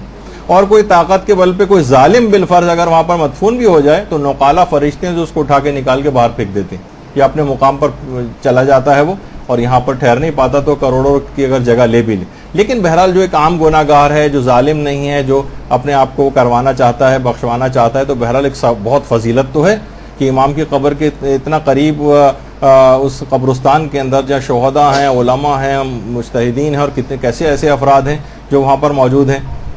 شہید خاص طور پر ان کی تصویریں بھی وہاں پر لگی ہوئی ہیں, علماء کی تصویریں بھی وہاں پر لگی ہوئی ہیں, اور بہت سے ایسے شہداء بھی وہاں پر ہیں جن کے بہت صحیح و سالم لاشیں 10-10 20-20 سال کے بعد بالکل ویسے ہی نکلیں. تو بہرحال اندر بھی آپ دیکھیں گے تو قبریں ہی قبریں, لوگ یہاں پر آتے ہیں, اور بہت زیادہ لوگ سب سے پہلے ہی جاتے ہیں. جو وہاں پر سوال اٹھتا ہے کہ قبروں پر چلنا کیسا ہے, قبروں پر اس طرح کے جو نام لکھے ہوئے ہیں وہ کیسے ہیں, کیونکہ ایرانی یا حتیٰ کہ بہت سارے صاحبان علم بھی وہاں پر اس انداز سے ان کے اوپر چل بھی رہے ہیں اور ان کے اوپر قبروں کے اوپر بیٹھے ہوئے بھی نظر آتے ہیں بعض اوقات. تو لوگوں کو یہی اعتراض ہوتا ہے کہ ان ناموں کے اوپر چلنا یا بیٹھنا اس لحاظ سے کیا ہے. تو دیکھیے سب سے پہلی بات تو یہ قبروں کے اوپر چلنا حرام نہیں ہے. یہ تو خیر کنفرم بات ہے, کسی نے بھی اس کو حرام قرار نہیں دیا. البتہ یہ ضرور ہے کہ قبروں پر چلنا مکروہ ہے. آغا سیستانی نے فرمایا کہ معروف یہی ہے کہ قبروں پہ چلنا مکروہ ہے, اور دیگر علماء کا بھی یہی نظریہ ہے. کچھ نے یہ شرط لگائی ہے کہ بلا ضرورت چلنا مکروہ, لیکن ضرورت ہو تو پھر کراہیت ختم ہو جاتی ہے, لیکن حرام پھر بھی نہیں. جو علماء اس کے قائل ہیں کہتے ہیں کہ باقاعدہ بہت سے علماء کی تو وصیتیں ہیں کہ ہم ایسی جگہ دفن کیا جائے کہ جہاں طالب علم میری قبر کے اوپر چلتے ہوئے جائیں, زائرین میری قبر کے اوپر چلتے ہوئے جائیں. کچھ علماء کا رجحان اس پہ ہے کہ کچھ شاید روایات بھی اس کی تائید کرتی ہیں کہ مردے کو اس سے بہت زیادہ آرام ملتا ہے. جس طریقے سے کوئی جسم کسی کو دبایا جائے تو اس کو ایک آرام ملتا ہے, اس طرح قبروں پر جو زائرین چلتے ہیں اس سے مردے کو ایک آرام ملتا ہے. بہرحال یہ جہاں تک فقہی مسئلے کا تعلق ہے تو قبروں کے اوپر چلنا مکروہ بھی ہے, قبروں کے اوپر بیٹھنا بھی مکروہ ہے. تو یہ ایک دماغ میں رہے کہ بہرحال جو فتوے ہیں وہ تو یہی ہیں. اچھا, بہت سے لوگ ظاہر ہے کہ جو خاص طور پر انڈیا پاکستان وغیرہ کے افراد ہیں ان کا تو دل بھی نہیں مانتا ہے, اور بڑے احتیاط کے ساتھ کہ ہمارا کسی قبر کے اوپر جو نام لکھے ہوئے ہیں اس کے اوپر پاؤں وغیرہ نہ آ جائے, تو اس میں احتیاط میں کوئی ایسا مذائقہ بھی نہیں ہے. اور بعض اوقات لیکن ہم خود بھی دیکھتے ہیں کہ رہبر معظم جی جب قبرستان وغیرہ جاتے ہیں تو قبروں کے بالکل جو درمیان والی جگہ ہوتی ہے کہ کسی جگہ پاؤں نہ پڑے, بڑی احتیاط کے ساتھ اسی جگہ پہ چلتے ہوئے جاتے ہیں قبروں کے اوپر, اس لحاظ سے ناموں کے اوپر پاؤں, تاکہ ایک ظاہر ہے کہ مختلف جس طرح کے نام ہمارے ہاں رکھے جاتے ہیں کہ معصومین کے نام بھی اس میں ہوتے ہیں, تو ایک احتیاط کا پہلو رہے, تو اس کے اندر کوئی ممانعت والی بات نہیں. تو بہرحال اس کے بعد پھر اسی قبرستان میں جو ابھی آپ کے سامنے بہشت سامن الائمہ تھا, جب جائیں تھوڑا سا ہی آگے چلیں گے تو ایک سیڑھیاں سی نیچے آئیں گی. یہ سیڑھیاں نیچے کی طرف جا رہی ہیں, قبرستان کی قبریں اوپر تھیں, اب یہ سیڑھیاں اور نیچے انڈر گراؤنڈ جا رہی ہیں. یہاں پر کی ایک خصوصیت یہ جو اکثر زائرین مس کر جاتے ہیں وہ یہ کہ جو اترتے ہی اس کے بعد سیڑھیوں کے بعد ایک سامنے ایک دیوار سی آ جاتی ہے جہاں چند افراد آپ کو بیٹھے ہوئے بھی نظر آئیں گے. یہ چند اس وجہ سے بیٹھے ہوئے نظر آ رہے ہیں کہ ان کو باقی لوگوں کو پتہ نہیں. یہ جگہ امام کی قبر مبارک سے سب سے قریب ترین ہے, صرف چند میٹر کے فاصلے پر. باقی تو آپ جتنی بھی زری بھی جس جگہ بھی جاتے ہیں یا تو اوپر ہوتے ہیں تو بہت زیادہ نیچے بہت زیادہ فاصلہ ہے. سب سے قریب ترین جگہ جو ہے امام کی قبر سے صرف چند میٹر کے فاصلے پر وہ دیوار ہے جو قبرستان نیچے کے قبرستان سے جس کا رستہ جاتا ہے. تو اچھا, اب آج کل یہ کہ اس دیوار جو ہے اس کے اوپر کچھ علماء وغیرہ کی تصویریں بھی ہیں, لیکن بہت کم افراد یہاں پر ہوتے ہیں. تو باقاعدہ اگر کسی شخص کو اپنی خصوصی دعائیں اور تبرک اور فضیلت قریب ترین امام کی قبر کی جگہ سے چاہیے تو قبرستان سامن الائمہ انڈر گراؤنڈ جا کر وہاں تک پہنچے. اچھا, اب یہ جو قبرستان ہے اس کے اندر بہت سارے پاکستانی شہداء بھی یہاں پر مدفون ہیں, پاکستانی شہداء. اور انڈیا کے ایک ذاکر جو یہاں پر پاکستان بھی آتے تھے, طاہر جرولی صاحب, یہ بھی زیارت کے لیے وہاں تشریف لے گئے تھے. اور جب وہاں جا کر ان کا انتقال ہوا تو لوگوں نے جب بتایا کہ یہ ذاکر تھے, تو وہ جگہ جو سمجھے 1.5 کروڑ روپے کے برابر جس کی قیمت ہے وہاں پر دفن ہونے کے لیے, وہاں پر ان کو بالکل بغیر کسی پیسے کے ذاکر حسین ہونے کی وجہ سے دفن کر دیا گیا. تو اس طرح اللہ صلی اللہ علیہ وسلم.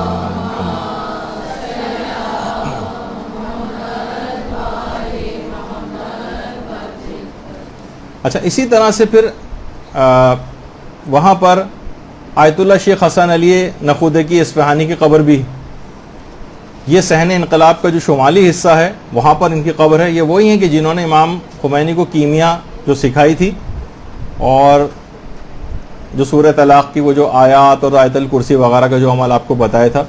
اچھا, جب ان کا انتقال ہونے والا تھا تو ظاہر ہے کہ عام طور پر وہ جو مراجع ہیں وہ وہیں پر دفن کیے جاتے ہیں. تو انہوں نے باقاعدہ, لوگوں نے کہا ہمیں آپ کو دفن کرنا ہے, کہا میری ایک شرط ہے کہ مجھے تم کم سے کم 20 میٹر قبر کھود کے دفن کرو گے نیچے. 20 میٹر بہت ہوتا ہے, یعنی سمجھے کہ پانی نکل آئے اتنا نیچے. تو بہرحال کہا کہ لوگوں کو اس وقت بات سمجھ میں نہیں آئی, لیکن اب اتنے سالوں کے بعد اب پتہ چلا کہ شیخ حسن علی نخودکی اصفہانی نے کیوں, آخر جو وہاں کے مقامی علماء ہیں وہ بتاتے ہیں کہ کیوں ایسی انہوں نے وصیت کی تھی کہ مجھے اتنا زیادہ نیچے دفن کیا جائے.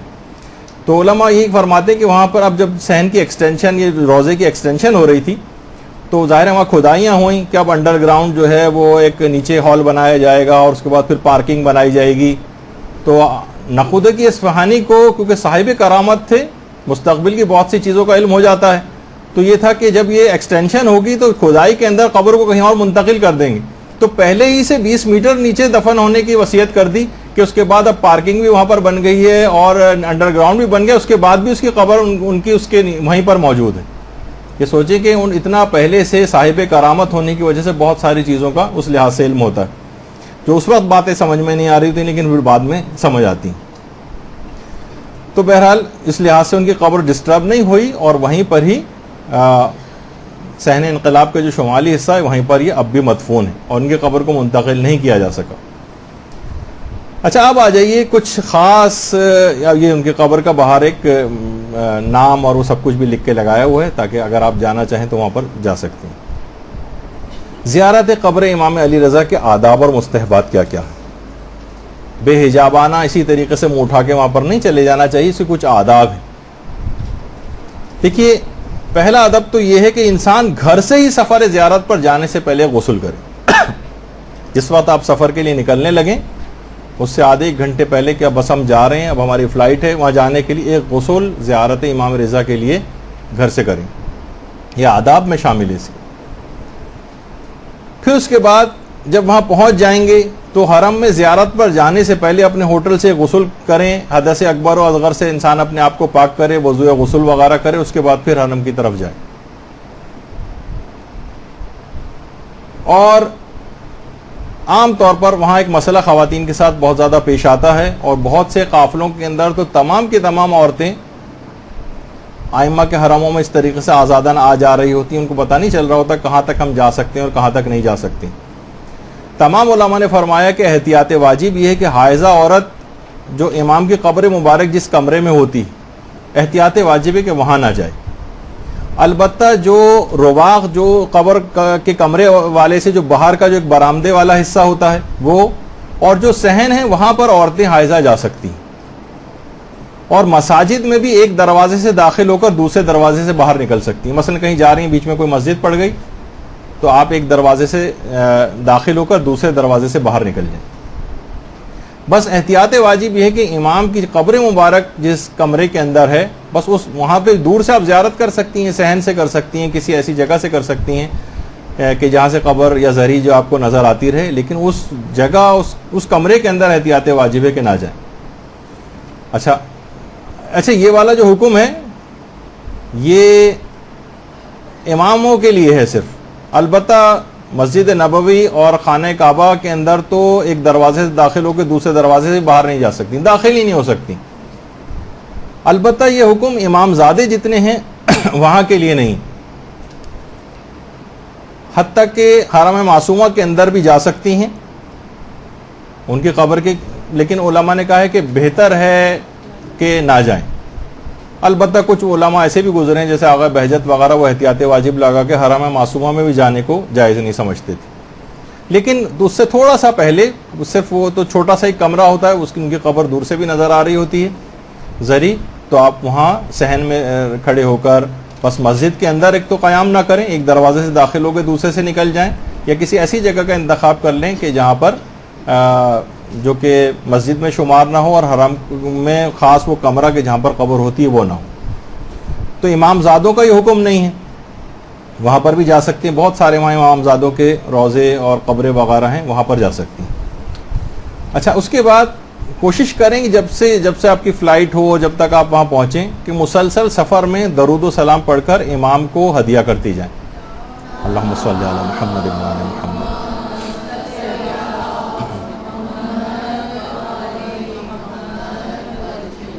ہدیہ کرتی جائیں اور اس سے امام متوجہ ہوتے ہیں. جتنا درود و سلام جاتا ہے اتنا امام متوجہ ہوتے چلے جاتے ہیں. اور خاص طور پر خواتین پورے سفر میں حجاب کا بڑا سخت خیال رکھیں. بہت ساری چیزوں کو دیکھ کر اب ظاہر ہے کہ باطل جس اعتبار سے ایک حکومت اسلامی وہاں پر قائم ہے چاہتا ہے کہ کسی طریقے سے ان کے بعض افتخارات کو ختم کریں. بے حجابی پھیلانے کی کوشش بھی کی جاتی ہے. بہت سی دفعہ سے زیادہ بعض جگہوں پہ ایرانی خواتین آپ کو پردے کے اعتبار سے بہت بری حالت میں بھی نظر آئیں گی، تہران میں زیادہ نظر آئیں گی، تو وہاں پر مختلف طریقہ کار سے کوشش کی جاتی. حتیٰ کہ بھی کچھ عرصے پہلے وہاں کے مقامی علماء نے بتایا کہ کچھ عورتیں پکڑی گئیں جو بہت ہیوی میک اپ کر کے حرم کے اندر آ رہی ہیں جا رہی ہیں، آدھا سر کھلا ہوا ہے، بالوں کو مثلا انہوں نے ڈائی کرایا ہوا ہے، سنہرا بنایا ہوا ہے، اور یہ اور وہ اور مختلف طریقہ کار سے اور بہت بھڑکیلا قسم کا میک اپ کر کے. تو باقاعدہ جب وہاں پر پکڑا گیا ان کو تو انہوں نے اعتراف اس بات کا کیا کہ ہمیں اس کام کو کرنے کے $100 پر منتھ دیے جاتے تھے تاکہ یہاں پر کسی طریقے سے مقامات مقدسہ میں بھی بے حجابی کو فروغ دیا جا سکے.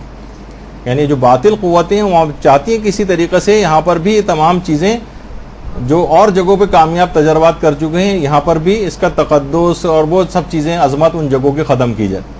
تو غریب عورتیں ہیں، بعض اوقات تو لوگ ان چکر میں آ جاتے ہیں کہ $100 پر منتھ ان کو صرف اس کام کے لیے دی جاتے ہیں کہ زیادہ سے زیادہ اپنے آپ کو اس طرح کے میک اپ کرو اور لوگوں میں آؤ جاؤ ایکسپوجر تمہارا زیادہ ہو. تو بہرحال اس لحاظ سے آپ دیکھیں کہ یہ سب چیزیں وہاں پر ہوتی ہیں. تو حجاب کا خصوصاً آپ کو خود بھی خیال رکھنا ہے وہاں پر. اور آداب میں سے ہے کہ ہلکے رنگ کا نیا اور پاکیزہ لباس پہنے. چلیں اگر کوئی نیا نہیں بھی ہے تو کم سے کم ہلکے رنگ کا ہو. البتہ خواتین کے لیے کالی چادر کا حجاب یہ سب سے زیادہ پسندیدہ شمار کیا گیا. بعض اوقات کچھ اور رنگین وغیرہ اس طرح کی چادریں ہوتی ہیں تو بعض اوقات بہت سے دروازوں پر ان کو پکڑا بھی جاتا ہے. اور آج کل اگر کوئی ہیوی میک اپ کر کے جا رہا ہے تو وہاں پر میک اپ ریموول کا ایک سامان بھی رکھا ہوا ہے وہاں پر، وہ زبردستی ان کا میک اپ صاف بھی کروایا جاتے ہیں وہاں پر. تو آپ میں سے کوئی اس قسم کی زحمت کر کے نہ جائے وہاں پر، ورنہ صاف کر دیا جائے گا. اچھا، اسی طرح سے امام حسین کی زیارت کے علاوہ باقی جتنے ائمہ ہیں ان کی زیارت کے لیے خوشبو لگانا جو ہے وہ آداب میں شامل. صرف امام حسین کی زیارت کے آداب میں کہ خوشبو نہ لگائی جائے، باقی تمام ائمہ کی زیارت کے لیے خوشبو لگائی جا سکتی ہے. البتہ خواتین اس لحاظ سے اپنی احتیاط کریں جو خوشبو کے ضمن میں خواتین کے جو الگ سے کچھ فقہی احکام. اور سفر پر جانے سے پہلے کوشش یہ کریں کہ امام کے فضائل و سیرت کی معرفت حاصل کریں. یعنی ان کی عظمت پتہ ہو، ان کی اخلاق پتہ ہو امام کا. بہت ساری چیزیں آپ کو نظر آئیں گی کہ امام کس طرح سے، ان کی عاجزی کتنی تھی امام کے اندر. امام حتیٰ کہ اپنے جو غلاموں کے ساتھ بیٹھ کر کھانا تناول فرماتے تھے. دسترخوان پر تمام ملازموں، تمام غلاموں، حتیٰ کہ استبل کے جو ملازم ہوتے تھے ان کے ساتھ، حتیٰ کہ حجام کو تک کو بلا کے اپنے دسترخوان پر بٹھا کر کھانا ان کے ساتھ تناول فرماتے تھے. اور ہر وقت امام کی زبان پر مثلا تسبیحات اربع رہا کرتی تھیں. 8ویں امام کی خصوصیت ہے کہ زبان پر زیادہ تر اوقات میں تسبیحات اربع رہتی تھیں. تو ظاہر ہے کہ جتنی آپ معرفت امام کی حاصل کریں گے اتنی زیادہ ان کی عظمت کا خیال دماغ میں ہوگا، زیارت اتنی اچھی ہوگی. اچھا، حرم زیارت کے لیے جس وقت آپ جا رہے ہوں تو فضول گفتگو سے اس دوران بھی پرہیز کریں، اور خود زیارت کے لیے حرم پہنچنے کے بعد بھی. لوگ دیکھ رہے ہوتے ہیں کہ لوگ ایک دوسرے کے ساتھ الٹے سیدھے مذاق کر رہے ہوتے ہیں. چلتے ہوئے ہوٹل سے مثلا چلتے ہوئے جا رہے ہیں تو بازاروں میں دیکھتی ہوئی خواتین جا رہی ہیں اور کپڑے دیکھ رہی ہیں اور پرفیوم دیکھ رہی ہیں اور لوگوں کو دیکھ رہی ہیں. بالکل توجہ امام کی طرف رکھیں کہ ان سے ملاقات کے لیے آپ جا رہے ہیں. یہ کہاں ادھر ادھر متوجہ ہو رہی ہیں ان فضول چیزوں کے اندر. تو کوشش یہ کریں کہ حرم کی طرف جاتے ہوئے نہ تو کوئی فضول گفتگو ہو اور نہ ہی اس لحاظ سے وہاں پہنچ کر کوئی ایسی گفتگو ہونی چاہیے. اور حرم جاتے ہوئے چھوٹے چھوٹے اور باوقار قدم رکھنے چاہیے. بہت زیادہ تیز رفتاری کے ساتھ جانا یہ اس کو پسندیدہ نہیں سمجھا گیا. اور جس وقت حرم کے بیرونی دروازے پر آپ پہنچ جائیں تو وہاں پر اذن دخول پڑھیں، اذن دخول. اور وہاں پہ باقاعدہ لکھ کے بھی لگایا ہوتا ہے، باقاعدہ آپ کے پاس زیارت نامے بھی ہوتے ہیں، اس میں سے بھی دیکھ کے پڑھا جا سکتا ہے. اور ہر دفعہ جب بھی کبھی جائیں تو کم سے کم ایک چھوٹا اذن دخول، ادخلوا یا حجت اللہ، اے حجت خدا کیا میں داخل ہو جاؤں، اتنا کم سے کم کہیں. اور اس کے بعد بسم اللہ و باللہ و فی سبیل اللہ و علی ملت رسول اللہ کہتے ہوئے حرم میں داخل ہو جائیں. یہ وہ کلمات ہیں کہ جو کہ بستر شہادت پر امیر المومنین مسلسل اور بار بار تلاوت فرما رہے تھے. بسم اللہ و باللہ و فی سبیل اللہ و علی ملت رسول اللہ. اچھا، جب وہاں پر پہنچیں تو روضے کی چوکھٹ پر یہ جو دروازہ ہے اس کو بوسہ دیں. بہت بڑے بڑے علماء دروازے کو چوکھٹ کو بوسہ دیتے ہیں اور یہ آداب میں شامل ہے. اسی طرح سے کتنی بڑی سعادت آپ کو ملی ہے تو قبلہ رخ ہو کر اللہ کے لیے ایک سجدہ شکر بھی ادا کریں، سجدہ شکر. اور داخل زیارت ہوتے وقت جو آداب میں سے ہے وہ دایاں پاؤں پہلے رکھیں اور باہر آتے وقت بایاں پاؤں پہلے باہر نکالیں. اس کے بعد سب سے حساس ترین مرحلہ وہ ہوگا جس وقت قبر یا ذریعہ امام کے سامنے انسان پہنچ جائے گا. درود بھیجیے محمد و علی محمد صلی اللہ علیہ وسلم.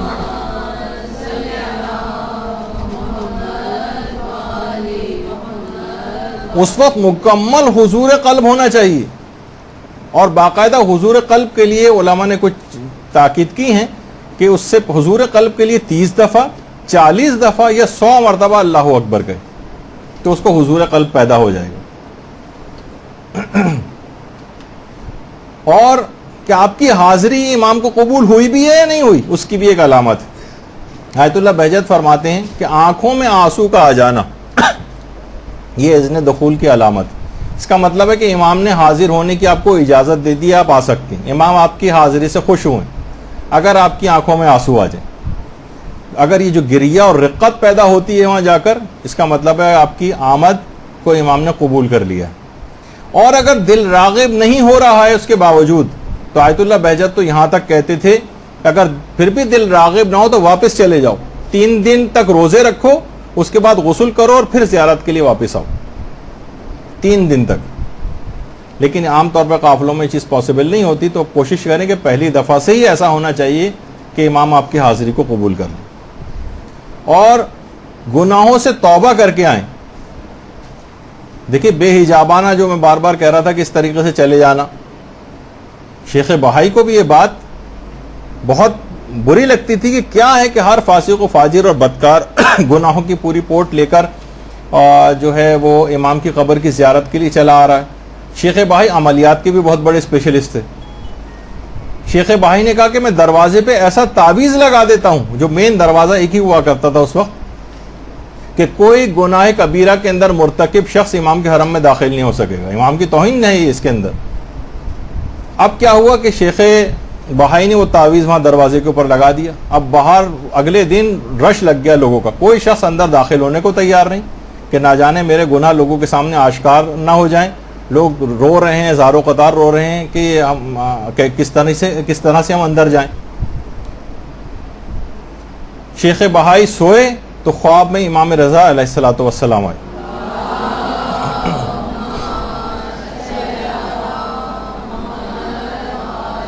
اور وہی ناراضگی سے شیخ بہائی کے سلام کا جواب دیا اور کہا کہ اے بہائی، گناہگار اگر ہمارے در پر نہیں آئیں گے تو ہمارے در کے علاوہ اور کون سا در ہے کہ جہاں پر جائیں گے؟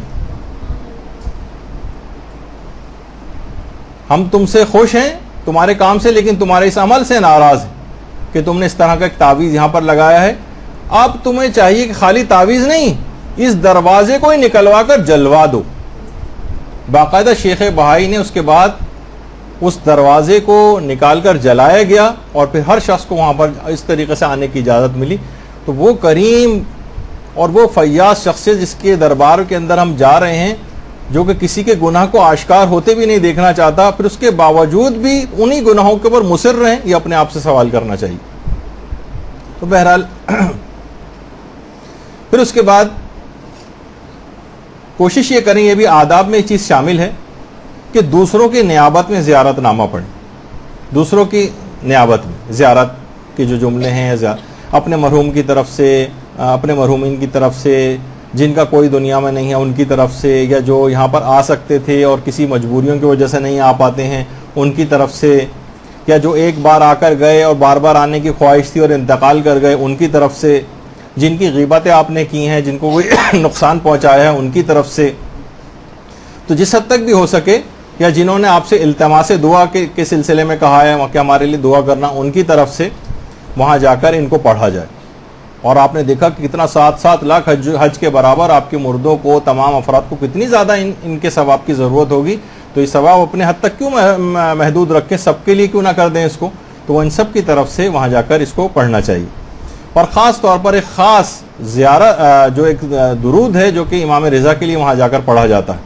اللہم صلی علی علی ابن موسیٰ الرضا المرتضی الامامت تقی النقی وحجتک علی من فوق الارض ومن تحت الثری الصدیق الشہید صلاة کثیرا تامتا ذاکیتاً متواصلتاً متواترتاً مترادفتاً کافضل ما صلیت علی احد من اولیائک. یہ خاص، اللہم صلی علی محمد و علی محمد.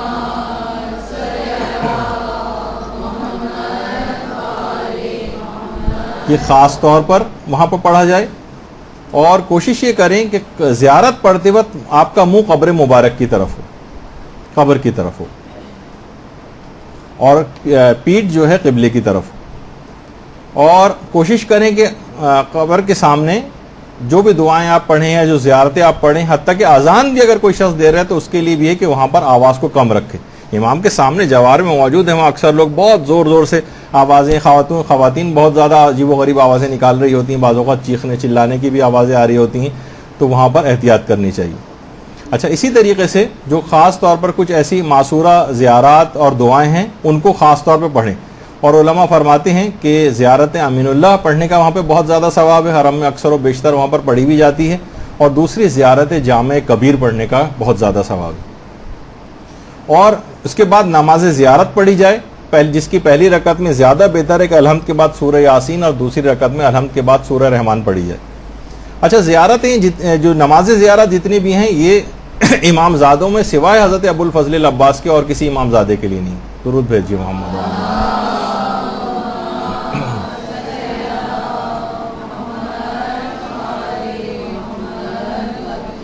اچھا، اس کے بعد پھر کچھ تلاوت قرآن کر کے صاحب قبر کو ہدیہ کریں، امام کو ہدیہ کریں. باقاعدہ علماء کا بھی طریقہ کار ہے کہ جب آیت اللہ سیستانی بھی گئے تھے حرم امیر المومنین تو کچھ دیر وہاں بیٹھ کے تلاوت قرآن کر کے ہدیہ کیا تھا، اور یہ آداب میں سے بھی ہے. پھر اس کے بعد اگر نماز یومیہ کا وقت آ چکا ہے تو پہلے آپ اسے ادا کریں پھر زیارت کے لیے جائیں. لوگ عام طور پہ کہ چلو پہلے زیارت کے لیے نہیں، آداب میں کہ پہلے اپنی واجب نماز کا وقت آ جائے تو پہلے اس کو آپ پورا کریں. پھر اس کے بعد قبر پہ جیسی آپ کی نگاہ پڑے آپ ایک تکبیر کہیں، اور یہ تکبیر آہستہ آواز میں کہیں. حتیٰ کہ دیکھیے اللہ اکبر بھی کہہ رہے ہیں تو بعض اوقات جوش میں انسان بہت تیز آواز بلند کر سکتا، نہیں، امام کے سامنے موجود ہیں بالکل، تو بہت احتیاط کے ساتھ، بہت آہستگی کے ساتھ، شائستگی کے ساتھ اللہ اکبر کہنا. اور پھر اس کے بعد اگر ممکن ہو تو قبر یا زہری کے قریب جا کر اسے چھوئیں اور پھر دوسروں کے لیے جگہ چھوڑ دیں. یہ آداب میں سے ہے باقاعدہ کہ اس کو بہتر ہے کہ اس کو چھونا کافی بہتر ہے کہ علماء مراجع سارے اس کو جا کر چھوتے ضرور ہیں، اسے چھوئیں. پھر اس کے بعد اگلا ہے کہ ممکن ہو تو قبر یا زری کو بوسہ دیں، قبر یا زری کو بوسہ دیں، یہ بھی آداب میں سے ہے. اور یہ بھی ہے کہ ممکن ہو تو رخساروں کو قبر یا زری کے اوپر رکھیں. اب ظاہر قبر کے تک پہنچنا ممکن نہیں تو کم سے کم زری جو ہمارے سامنے اس پر ہی اپنے رخسار رکھیں.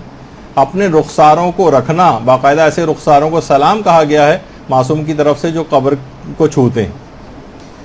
اور کوشش یہ کرنی چاہیے کہ حتی المقدور کھڑے ہو کر زیارت پڑھیں، یہ اس کے آداب میں سے ہے. اور اب ایک چیز ممکن نہیں ہے کہ قبر کا ایک لحاظ سے چکر لگانا ہے جسے طواف کرنا کہا جاتا ہے. اگر ممکن ہو اور کسی کے لیے تکلیف کا باعث نہ ہو تو آداب میں سے یہ کہ طواف کا عنوان نہیں ہونا چاہیے، زری کے گرد ایک چکر لگائے، جو اب پاسبل نہیں ہوتا ہے کیونکہ پارٹیشن عورتوں اور مردوں کے ہو گئے ہیں تو پورا زری کا طواف یہ چکر نہیں لگایا جا سکتا. اور ہمیشہ جب بھی انسان حرم میں مطار سے باہر جانے لگے تو ایک الوداعی زیارت پڑھے اور اس کے بعد جائے. کوشش کریں کہ جس وقت باہر جانے لگے تو الٹے قدموں باہر جائے تاکہ قبر کی طرف پیٹھ نہ ہو. اس کی جو کمرہ ہے جہاں پر قبر مبارک ہوتی کم سے کم اس کمرے کی حد تک پیٹھ قبر کی طرف نہ ہو، اس کے بعد پھر باہر نکل جائے اس سے تو پھر پیٹھ کر سکتا. دعاؤں میں دوسروں کو مقدم رکھے، اور خاص طور پہ جنہوں نے آپ سے دعاؤں کے لیے کہا ہے، جب بھی انسان سفر زیارت کے لیے جاتا ہے تو امام سے باقاعدہ جا کر کہے کہ مولا بہت لوگوں نے بڑی تاکید کے ساتھ بات کہی اور ہم پر بہت حسن ظن کا اظہار کیا ہے کہ یہ جائیں گے تو ہماری دعا قبول کروا دیں گا، وہ ہماری عزت آپ رکھ لیجئے گا کہ جب ہم جائیں تو ان کی وہ حاجت قبول ہو چکی. اور اسی طرح سے تعجیل ظہور امام زمانہ علیہ السلام کے لیے زیادہ سے زیادہ دعا کرنا.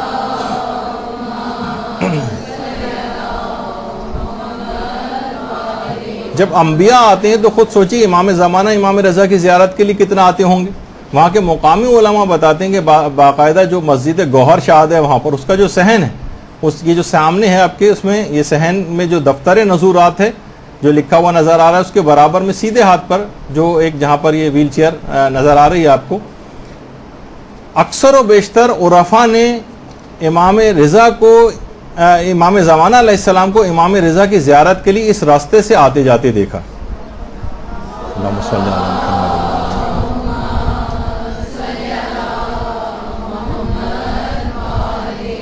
اور یہ وہ جگہ ہے کہ جہاں سے ذریعہ امام نظر بھی آتی ہے، یعنی یہاں پہ لوگ کھڑے ہو کے زیارت بھی کرتے ہیں، اور امام کو اکثر عرفاء نے یہاں سے آتے جاتے زیارت کے لیے دیکھا ہے. اور یہ جگہ خاص طور پر جو اس کے سامنے کا ایریا ہے، یہ بہت زیادہ معجزات بھی یہاں پر ہوئے ہیں، بہت سے بیماروں کو شفا بھی ملی اور بہت برکات حاصل ہوتی ہیں. جہاں سے امام گزر بھی جاتے ہیں ظاہر ہے وہ جگہ بھی بابرکت ہو جاتی.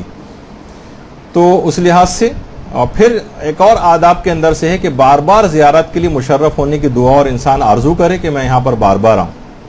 اور خاص طور پر حرم کے خادموں کا شکریہ ادا کرے، انہیں سلام کرے، کیونکہ وہاں پر جو حرم کے خادم ہیں یہ خود بہت، ان کو آپ وہ نہ سمجھیں، اس میں بہت سارے ایسے افراد بھی ہوتے ہیں کہ جو کہ بہت دنیاوی لحاظ سے بڑے اونچے مقام کے، باقاعدہ ان کو باریاں نہیں ملتی ہیں. خاص طور پر یہ جو آپ کو کفشداری اور اس کے اندر جو آپ کو جوتے وغیرہ جو رکھتے ہیں، بہت سے تو زائرین کے جوتے صاف تک کر رہے ہوتے ہیں.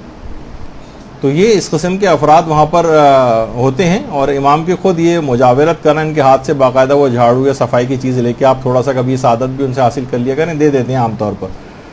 جیسے خود حرم امام حسین کے اندر یہ جو ڈاکٹر تیجانی سماوی ہیں، باقاعدہ وہ ویکیوم چلا کے صفائی وغیرہ کرتے ہیں. خدمت اور افتخار کا باعث ہے کہ امام کے روضے کی جو ہے وہ کوئی صفائی وغیرہ کرے. تو اس لحاظ سے اس پورے سفر میں کوشش کریں کہ انسان سفر زیارت میں بہت زیادہ لوگوں کے حقوق وغیرہ کا خیال کرے، اور اس دوران سفر بھی اور سفر کے واپسی پر بھی. کیونکہ ہم دیکھتے ہیں بہت ساری روایتیں ایسی ہیں کہ جب علی ابن یقطین حج سے واپسی پر امام موسیٰ کاظم علیہ الصلوۃ والسلام کی خدمت میں آئے تھے، صلی اللہ علیہ محمد.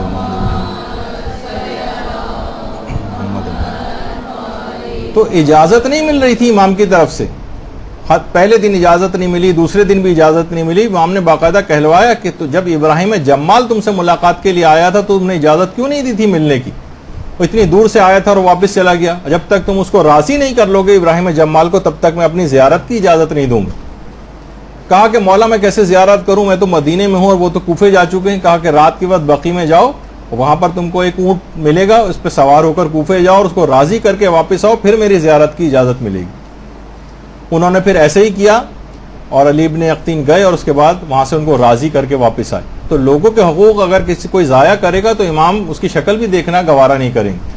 تو یہ آپ کو خاص طور پر خیال اس کے بعد بھی رکھنا ہے اور اس دوران بھی رکھنا ہے کہ لوگوں کے حقوق اس سلسلے میں پائمال نہیں ہونے چاہیے.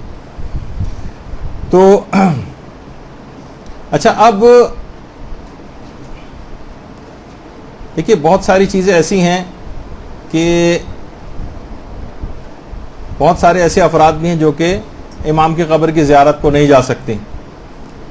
تو اگر اس کا بھی ایک حل ہے آلٹرنیٹ، جیسے کوئی حج نہ کر سکے، اس کی استطاعت نہ ہو، تو اس کے لیے کوئی نماز جمعہ پڑھے.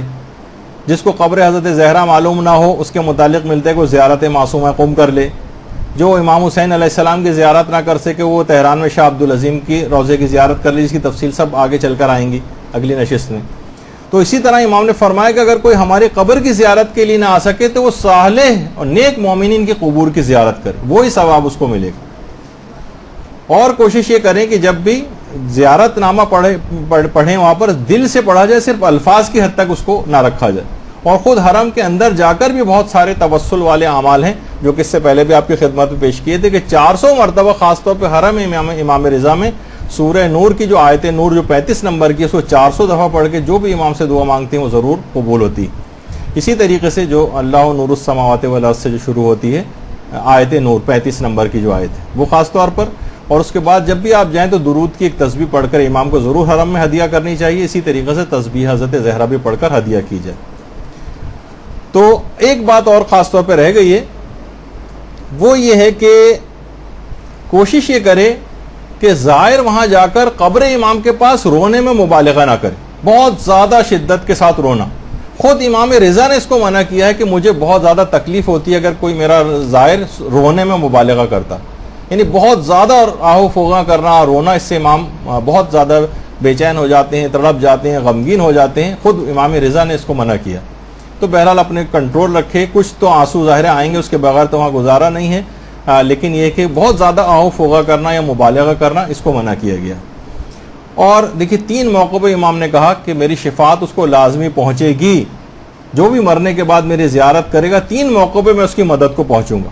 اس میں ایک تو ہے نامہ اعمال جس وقت ہاتھ میں دیا جا رہا ہوگا اس وقت کہ کتنا ایسا موقع ہوگا کہ بس اب فیصلہ ہو جائے گا ہمیشہ ہمیشہ کی زندگی کا کہ آپ کو کہاں جانا ہے, دائیں ہاتھ میں دیا جائے گا یا بائیں ہاتھ میں دیا جائے گا. اس موقع پر میں مومن کی مدد کو پہنچ جاؤں گا اپنے ظاہر کی. دوسرا جس وقت پل صراط پہ چل رہا ہوگا اس وقت میں مدد کو پہنچوں گا, اور جس وقت میزان پر نامہ اعمال تولے جا رہے ہوں گے اس وقت اس لحاظ سے بھی مدد کو پہنچیں گے. ظاہر ہے جب خود سوچیں کہ 70,000 اور 7 لاکھ مقبول حجوں کا ثواب پہنچے گا آپ تک, تو کوئی امر مانے نہیں ہوگا کہ نامہ اعمال کا وہ پلڑا ایک دم سے نیچے کی طرف جھک جائے اور آپ کی عاقبت بخیر ہو جائے. تو اگرچہ آج زیارت کی بہت ساری تفصیل آپ نے دیکھا کہ بہت کچھ باقی ہے, ابھی تو حرم کی اپنی ہی زیارت مکمل نہیں ہوئی ہے, چہ جائے گا کہ اطراف حرم کی طرف ہم جائیں. تو انشاءاللہ کوشش کریں گے کہ آئندہ کچھ حرم کی جو باقی ماندہ زیارت ہیں اس کے بعد اطراف حرم کی زیارت وہ اگلی نشست کے اندر انشاءاللہ مکمل کی جائیں گے. وہ صلی اللہ علی محمد و آلہ الطیبین الطاہرین.